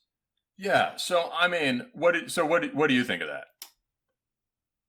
I get where you're coming from, but honestly, I don't think that they're very good at doing high speed Mgla type black metal. I mean, obviously they have the chops for it, but it's not like there's anything interesting going on melodically, and I feel like their heart is in that weird fucking Lugubrum adjacent cabaret music. I don't feel like they really... Well, they certainly got to pick a direction at this point. Yeah. I think what's the melodic color is coming from the guitar here. I think the lead guitar here is really good. And the idea of Santana feat Morgan from Marduk sounds pretty good to me. Right, so like the riffing under it. And, you know, the change up is, I think, very effective, and the riff that follows is pretty Mgla-y, but definitely has this band's sort of cold, bleak feel to it. It's more skronky than most. If anything, it would sound a little bit like, you know, a little bit like it came off this last Mgla album, but it was probably written before that came out, right? Yeah, I mean, it's like, again, it's I like, think it's fine, but that to me is the most. I mean, call me a simpleton, but that to me is the most exciting moment on the album. You know, hands down. I'm just like, you know, maybe I'm just like a fucking dog, right? Just like, oh boy, it's blast beats. It's just like it doesn't even feel like exciting to me because I mean, a blast beat is only as cool as like the melodic idea over it. I just don't. Yeah, I guess the point is I just don't like the rest of it. So when this finally happens, I'm excited. I think at the end of the day, I feel more charitable about this album than you do. Like, I'm more willing to extend myself and just like accept it on its own terms. I don't think I don't think it's gonna be. I don't really think of it as a black metal record, honestly. Yeah, no, same. And so that relates to the broader question about Mgla, which maybe we can continue in part of the next segment. But basically, the issue is like, black metal seems poised in this interesting place where I think it's about to, if it hasn't already, produce a lot of things that use the same techniques but clearly aren't black metal. Yeah. And Mgla is a hinge for that. I mean, Mgla is still definitely on the black metal side. But I see what you're talking about. This has gone beyond, I think, and maybe that's good. A band like Laster also has sort of gone beyond while remaining meaningfully connected to it. Yeah. You know, and I mean, arguably Horn has, who we talked about in the first show, right? Horn in their own way. Right? Yeah, I know what you mean. There's now like a style of, you know, sort of aggressive folk music that's not dumb Viking metal being written in a black metal way. But, you know, if you look at the comments on the YouTube here, right, we get things like, and these are like the comments on Mgla videos, they're like, damn, Poland really is some of the sickest bands out there. Finland released great BM album. Poland, hold my vodka. Let's see, Poland, the new Norway of our time. Hail, devil horns. Poland, you know, it's, Poland is basically running laps around Finland, Sweden, and Norway combined at this point. Holy shit, this is so they're good. not running laps around Finland. No! Please. Finland is still killing. Sweden and Norway, yeah, they kind of Yeah, are, Sweden and Norway are having a hard time. Who gives a shit? Like, Finland, though, yeah, give me a fucking break. Finland has been going strong since 1991 with no sign of stopping. Yeah. So let's, But, like, yeah, just the idea, what do you mean? Do you mean if by producing music that sounds more accessible, closer to art rock, and less like black metal, then yeah, absolutely. They're running laps around them. It's, yeah, I get what you mean. Yeah. Like, anyway, okay, I'm getting a little autistic. You're getting very autistic. I love the like fucking like weird resentment you have. But that's because the resentment's because you're like almost come out of that scene. You come out of a scene of people who would hear this record and be like, "Wow, this is way fucking cooler than all that mayhem you tried to show me back in the day." Yeah, well, full disclosure, my musical taste as a teenager was much quote unquote cooler than my musical taste now. I mean, I still listen to all those bands, but like, you know, yeah, well, not all of them, but yeah, it's basically, there's a kind of confused person who has now decided they're really into black metal because they found it on the internet. And the problem is not so much that these people exist, right? Great, they're buying records, they're supporting bands. And it's not Odraza's fault that these people like them. It's not Mgla's fault that these people like them. Good that they're listening to more extreme music, fine. Have open ears, whatever. Yeah. But, like, at the same time, what this does, for better or worse, this music does live on the internet now. Yeah, it does. It's really important. And what these kinds of fan responses do is that they create noise in the signal.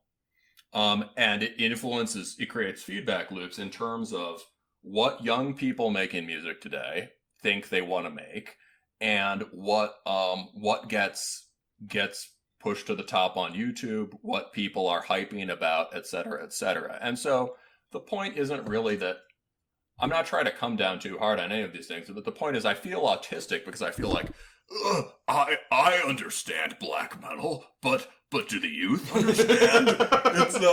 Which is exactly how I felt about it in 2007, to be fair, but when I was a youth. But, All right, so, well, it's interesting that you took it in this direction, because I'm going to have a sort of shadow version, like from the Shadow Realm version of what you're saying right now, but not about those kids, but about the metal scene itself for this next record. I think the metal scene is equally at fault here. Yeah, well, I'm gonna really dig into that in a moment. So yeah. All right, so next up, Yfel 1710. Let's talk about this a little bit, because I've got some spicy takes on this one. Yeah, so this is out on Malignant Voices, which is sort of, as I said at the beginning, the sort of label of what you could call, I don't know, Mgla's sort of little brother bands, sort of like, Mgla's offshoot bands of people who are sort of developing that guitar style. I really like some of these bands. I particularly like on Malignant Voices, Ashes is really good, and I think you would like that a lot. Yeah, I'm not familiar. I think the only thing I'm familiar with is, I was looking at their label page, Deus Mortem. I think I remember them being cool back in the day. Yeah, they're kind of a good true black metal band. Very, very straightforward, but very well composed. Yeah. You might really like Over the Voids also. Yeah. It's sometimes a little too poppy for me, but it's for me then. No, but it's poppy in a really effective way. And and it's really well written, detailed riffs, sort of like the most epic parts of Mgla meets Olver or something. Yeah. And one thing that I would like to address, because we talked about, it's not in the notes or anything, but we were talking about it on Discord a little bit, is an enormous similarity, which I detected also between this band and Plaga, who are kind of forgotten at this point. Yeah, maybe they sort of disappeared. Did they break up? I don't think anyone really knows. I mean, because I really love Plaga. MA says status unknown. Yeah. So Plaga, just so people know, were kind of contemporaries of Mgla around With Hearts Toward None, but they played a slower, more kind of stately variety, reaching a little bit back further into Polish black metal, like in the early days. And definitely has a little bit of the kind of Gravelandy. But employed very Gravelandy primitivity to it. Yeah, and I saw them live one time, and it was fucking outstanding.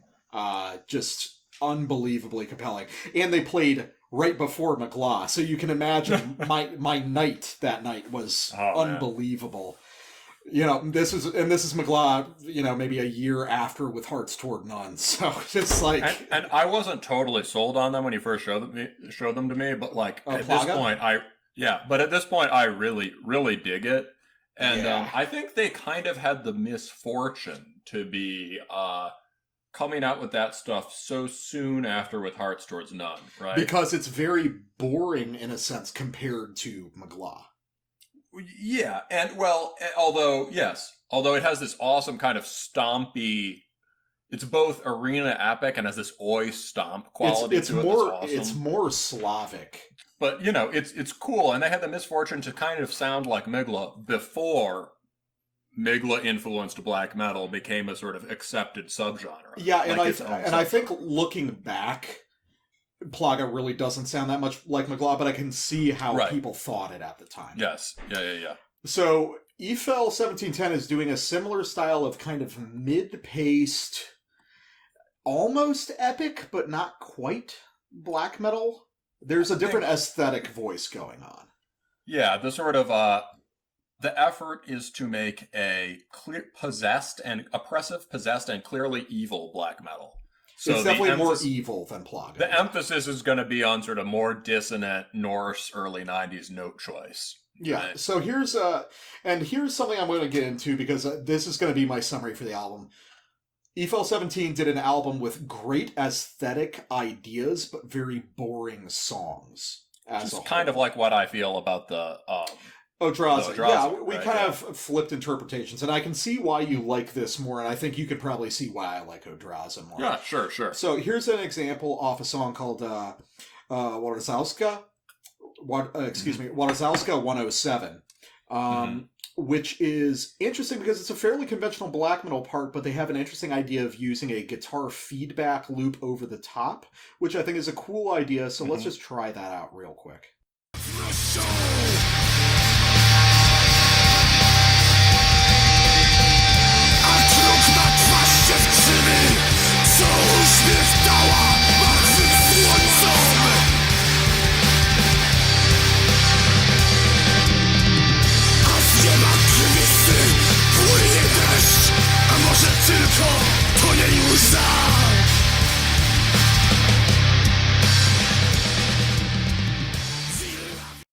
Okay, so, I mean, that's a relatively subtle effect, but I think it really gives the music a quality that it wouldn't have with just the nuts and bolts songwriting there.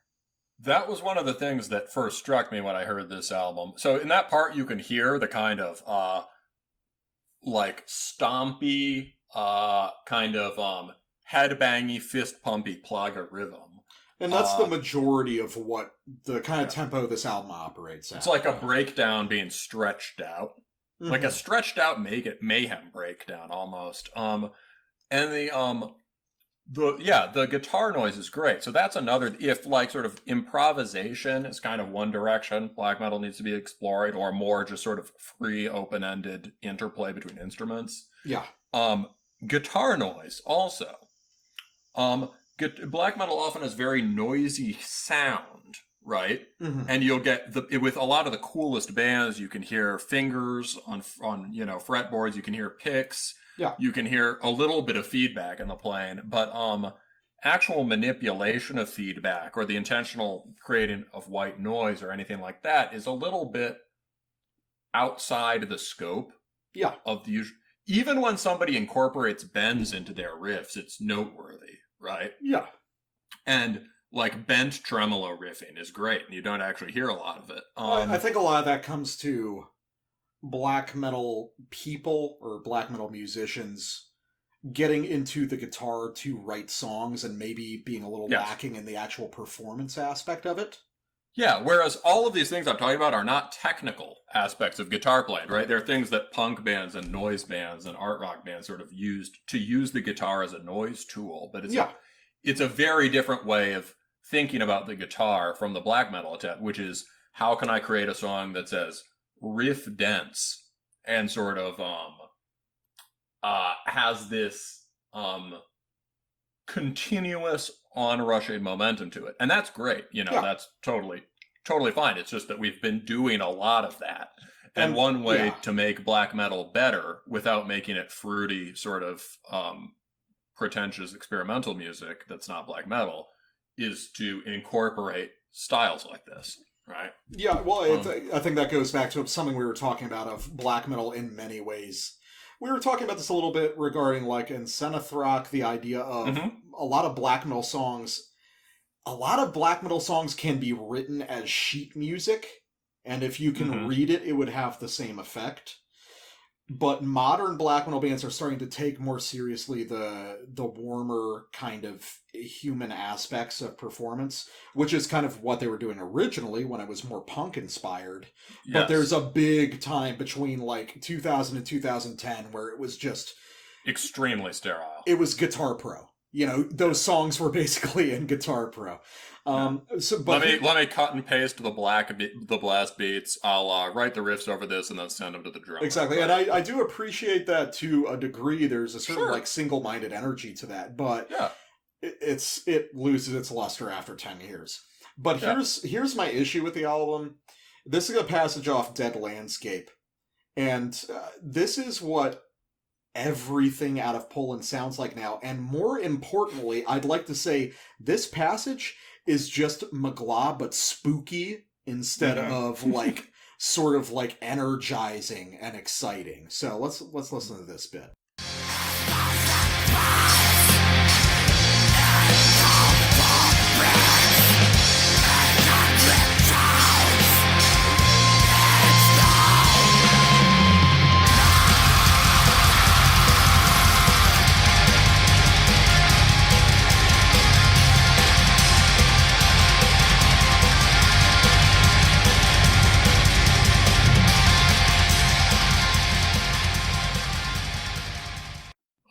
I just got caught up in the spoopy Mgla vibes.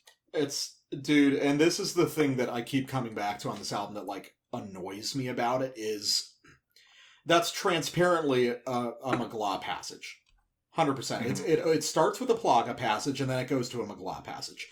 And it's like, am I supposed to not notice? Because they chose a slightly more dissonant, like, sort of Norwegian or French-inspired note choice, that it's not just Mgla's whole fucking musical idea recreated there? Yeah, so, I mean, I think that riffs like that are not the center of this album, but I agree that it's weird that that's supposed to be the payoff here. Yeah, it's right? I mean, Mgla would do exactly the same thing, but the riff would be so much more dynamic and exciting. And the thing that makes it different here, and I think I like here, is that the guitar tone is sort of rough and fuzzy, right? Yeah. But that's the only difference in that. So I agree that's a weak point of this. It's like, if you want to do a Mgla-influenced riff, if you want to have a riff that really bears that stamp on it, make it worthy of the name. You know? Like, the other guys in Malignant Voices are actually quite good at this. Partly because they fucking play in the band, right? But yeah. Well, and another thing we need to address in terms of that is the fact that, I mean, people listening to this are just hearing samples. These samples are taking, like that one, it takes 4 goddamn minutes to get to, and the whole song up to that point is mostly just them trying to get there. So here's what I like about this album. It's so fucking laborious, man. Like, Jesus. I think I'm, that segment where Fenriz tells the drunk reporter, Fenriz is also shit canned, that he's really into the boring thrash now. Yeah. So I just really like repetition as a musical idea. Yeah. And I think that with this band, they're taking some risks exploring that, and it doesn't always pan off, for sure. I would also say that the second to last track, which I think is aiming for a more atmospheric, melancholic thing, 1710, really doesn't come off. But there's this kind of intense devotion to repeating an idea when they get it, and it's sort of like, it's almost like, I don't know, Russian roulette or something. It's like, is the riff good? Is the riff bad? If the riff's bad, get ready for 4 minutes of it. Well, that's something I want to address, and this is about both Odraza and Yfel, which I think is a weakness that both of them have. And this is a thing with modern black metal, is why do we always have to start these fucking songs on, like, flat ground? Why do we have to, like, start these 8-minute tracks with just nothing, just like holding pattern shit that slowly develops into something interesting? Can you just So do we want to talk about, maybe we do want to talk then about the thing that we thought we were going to talk about. Oh yeah. Oh yeah, so, sure. This is a good opportunity for let's play the beginning of this album, and you tell me, where have you heard this before? Yeah, I'll play it for like 30 seconds. I'm not going to do the full 4 goddamn minutes of sitting. No. We don't want that. I mean, you could play the drop. I mean, or just before the drop. Let's play the beginning of it, and I'll just tell them there's a cool drop. Okay, cool. Yeah. So this is off the opening of the album, which, by the way, I would say is categorically the worst song on the record. So, I kind of like it. God damn it. All right, so let's try this out.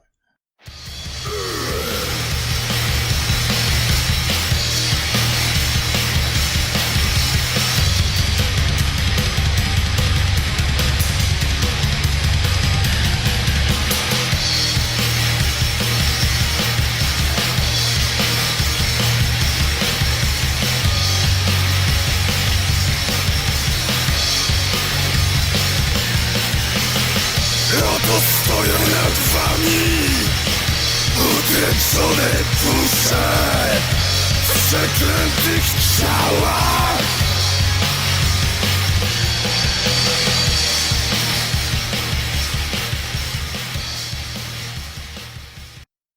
That, you can cut it. Yeah, I cut it. I fucking hate it so much. In the shadow of the horns. Yeah, it's basically like not an exact note choice, but it's effectively the In the Shadow of the Horns riff. Yeah, which is a riff everybody's stolen, but that's a fantastic riff. That's kind of from A Blaze in the Northern Sky. That was one of the first riffs I learned on guitar, by the way. Yeah, and like, so there's the weird thing is also how do I want to approach this? I guess when I first heard this, I was like, oh my god, are they doing that? Like. And it's a riff that, they just kept repeating it. I was like, this is fascinating. I was like, God. The guy's will to just repeat this riff. He does it for 4 minutes. And I was like, is it ever, what drew me in was, is he ever going to change the riff? And also, but as I listened, as it went on, there are all these pretty cool variations. This album really takes advantage of sort of 2-channel, or is that stereo? I don't fucking know. Yeah, stereo. He's always got 2 guitars. Neither is really rhythm or lead. They're playing different versions of the riffs. And you get sort of nice, a little more melodic embellishments on this as it goes, and there's this sort of, and it really is vocal forward. That's when I first started to accept this is one thing that actually bothers me a lot about this record. It's supposed to center on the eccentric vocal performance, right? Well, and my issue there is like, dude, he's like doing we all know like the Slavic black metal vocal style. He's doing like a fucking parody of it. Mm-hmm. Like, it's just like, to me, at its best, it sounds Japanese. Yeah, no, there is a Japanese, like, absurdist There's a gonzo-jism quality to it that I really like. I was going to say, did I ever... I don't know, because me and a buddy of mine were big fans of that. Have you ever heard the Japanese hardcore band Sand? Yeah. Yeah, it's like that. Yeah, I like Sand. Sand is cool, but they were never as good as they could have been. Sand is cool because of how absurd it is. Mm-hmm.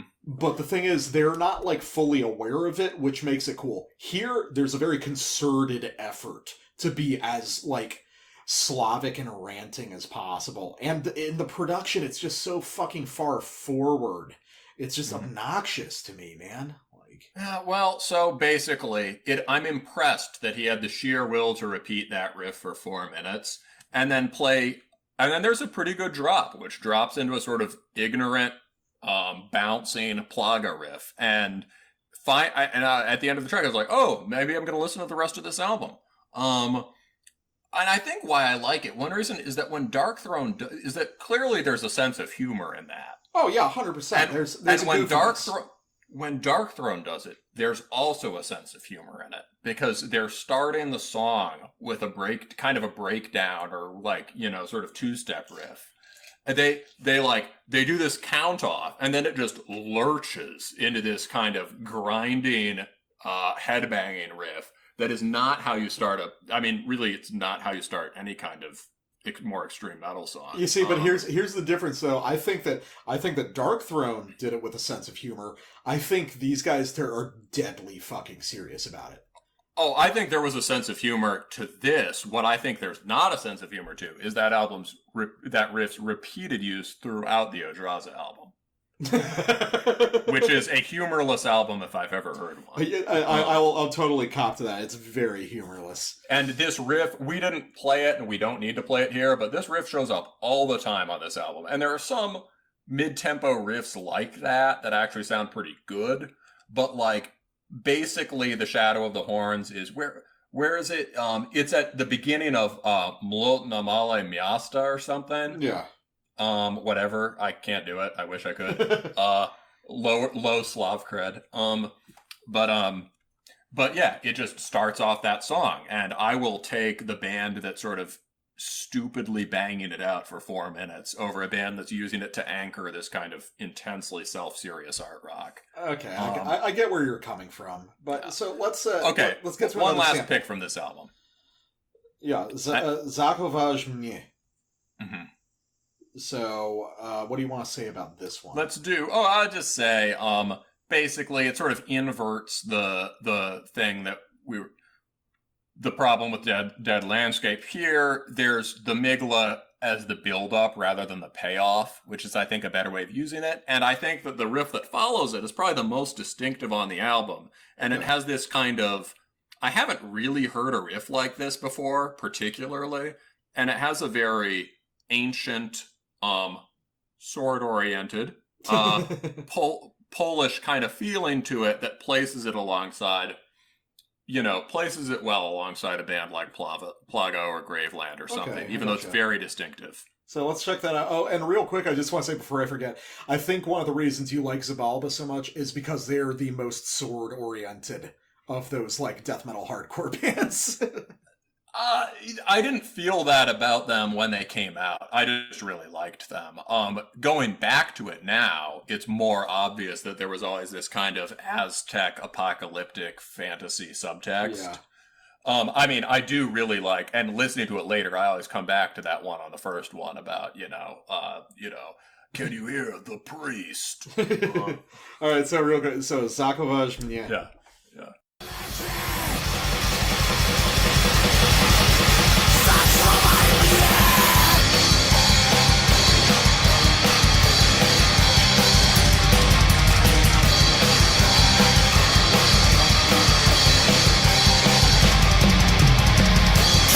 Ziemi pełnej gówna i złota, choć bogaty to biedny, dusza stara choć młoda.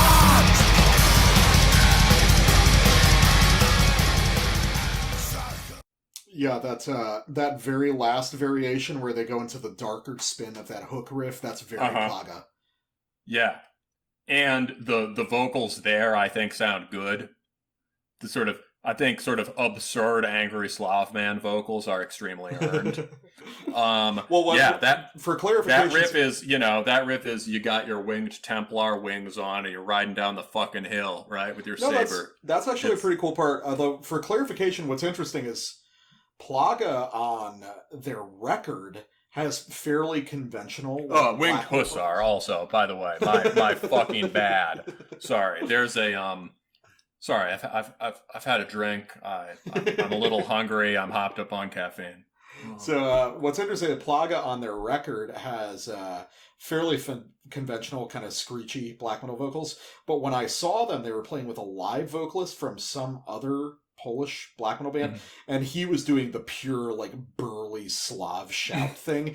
And I gotta say, when you hear Plaga with that vocal performance, it comes together in a whole different fucking way, man. Sick. Yeah. But anyway, I mean, that's a cool passage, but I can't get off the fact that ultimately we're listening to variations on Mgla and Plaga. You know what I mean? Yeah, that's far and away. If you're looking for black metal riff quality, that is far and away the best black metal riff on this album.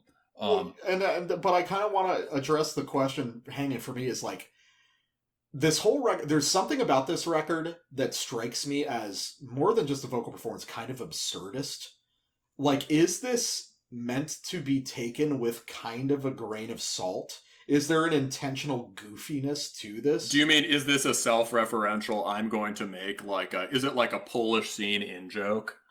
To a degree, yeah. I mean, is it?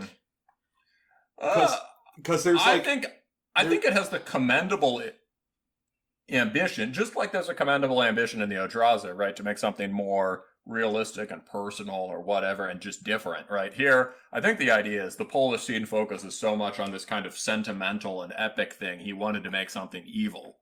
Okay. And that's a good impulse. However, maybe if you want to do that, you should sound less like Mgla. Yeah, there is a very...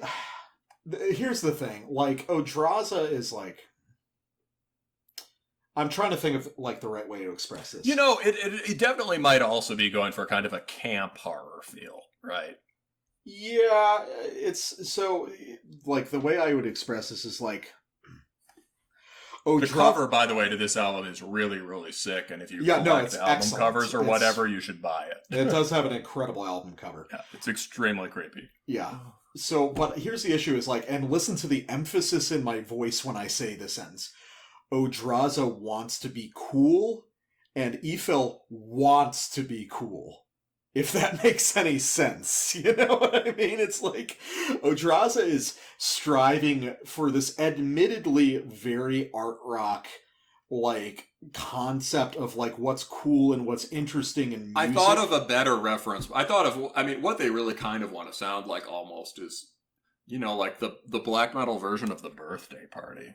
The birthday party always pops up for you as a point of reference. Yeah, and I actually decided later in my life that I actually don't like them all that much. But when I I was remember younger, early on you thought it was really cool.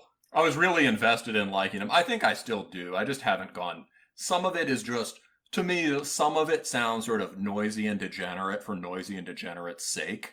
Well, I think like that's less powerful than it could be. It's that's Nick Cave's band before he was Nick Cave, and it's this very sort of wild and crazy urban artiste, sicko punk goth music. But I guess what I'm trying to express is Odraza, they're reaching towards like this kind of external art rock audience. Fine, it doesn't really come across as like a real black metal album to me, so it's kind of okay. Yfel, on the other hand, has this like self-referential like black metal scene joke quality to it, and it's like I find that almost like more degenerate than what Odraza. It's like Odraza's trying to make money, Yfel is trying to cultivate scene cred, and that's somehow worse. I was very hard on Odraza, so I'll be a little nicer now. It's like I don't think they're trying to make money. I think they just really are trying to do something different. No, I think you can do both. I think you can acknowledge that your eccentric musical ideas are accessible in some way. That's true, and they are trying to make it somewhat accessible. I don't know that they clearly weren't targeting it to. They want it to be listened to by, they want people a certain kind of cool dude from the city who's always liked both The Birthday Party and Chameleons UK and Mayhem. Those kinds of people are cool, and I've known a lot of them, but but I'm not sure they wanted it to be such a hit with the sort of YouTube rate your music crowd. Odraza has an honesty in its dishonesty. You know what I mean? Yeah. It's earnest. Yfel is like the product of a guy on a black metal forum writing an album for the people who post alongside him on that forum. You think? I mean, it could be like a bet. Can you make the most Polish black metal album ever, right? Yeah, and it's like, and again, I'm obviously being hyperbolic. It's not a terrible record. It's got cool moments, it's got cool aesthetic ideas, but I just don't believe those are wrapped around a core of songwriting that really interests me, I think both of these bands could get a lot better if they keep if they keep hitting some of their most interesting characteristics hard. I'm not sure they will. Odraza's going to get a ton of positive feedback for exactly the aspects of the album that are the most annoying, right? Well, Odraza's not going to influence anyone. It's not Odraza. I was trying to think of that. They have a very unique sound, they're doing some things that are forward-looking. But I also have a hard time imagining people copying it. Well, this is the thing. This is going to sound unbelievably mean, but I don't mean it like that. So Odraza, I pretty much like that album. I think it's got enough into it that I like it, and in 10 years, it's not going to matter at all. Mm-hmm. Which I don't mean to, because there's plenty of great albums that, not that that's a great album, but there's plenty of great albums that don't matter 10 years after they're released. But does Antaeus matter now? Well, I didn't like Antaeus to begin with, so... Antaeus is what happens when you like Marduk, but you found Deathspell Omega and found you can make it even more evil. It's what happens when cocaine happens to trench coats. Or it's like, or what's another good example of that is like Craft. Craft is... Oh god, I always hated Craft. I genuinely think there's some Antea stuff that's pretty cool. Craft is what happens when you hate your mom even more than everyone else. God, I also really... Did you also dislike Catharsis back in the day? Yeah, no, Catharsis didn't do shit for me, dude. Most overrated. Yeah, Craft and Catharsis were... It was a bleak time growing up in the early 2000s black metal thing. Dude, Catharsis, like, I don't... Like, the stuff that was, like, the icon of the most forward-thinking was, like, DSO, which, retrospectively, I concede is a great band, but, all these orthodox bands, many of whom had this... were maybe fine, but had this very sterile kind of sound. At worst, Watain. And then the underground, the most well-known... Of course, the Finns were just chugging along. Oh, yeah, they're doing great the whole time. Yeah, meanwhile in Finland... But other than that, like, you know, the stuff that was getting buzz as, like, the underground alternative to Orthodox BM was, like, Craft and Catharsis, which was... You know, for the record, I'd just like to say, and everyone can be pissed off about this, I don't give a shit. I remember when I got it. I got Catharsis's, like, World Without End, like, the album. Back in the day when I was a kid, I probably tried to listen to that like 10 times and figure it out, and I cannot fucking remember a single moment off that boring fucking album. It's based on production tricks. You are listening to a record that is no more interesting than your average Dark Funeral record, but because the logo is more wiggly and punk, you think there's some sort of fucking secret to it. You know? It's like, that's like one of the snake's heads of just fucking idiot shit. I don't know. Jesus Christ. It was just a fucking, you know, I mean, it sounded good, but it was just a racket. I don't give a fuck. I've got so many rackety bands exactly. that are better. No, you can listen to a racket with good riffs. Oh, God. Oh. So, okay, well, that was certainly our grumpiest episode ever. That was definitely our grumpiest episode. That's a good place to end. All right, really appreciate you guys listening. We will be back. I think we're going to weekly from here for a little bit for you. Yeah, we're going to weekly, and we'll see how that goes. We'll see how that goes, and we wanted to generate a lot of content early. This guy's got some shit he's got to take care of. And we'll see what the demand is. If after a month or two we're able to return to bi-weekly, we probably will. Because we probably will. It's all just we all have real lives, so to speak. So, all right, but thank you again for tuning in, and we will talk to you next week. Yeah, peace, dudes, and possibly dudette. The one. All right, Yeah. Take it easy.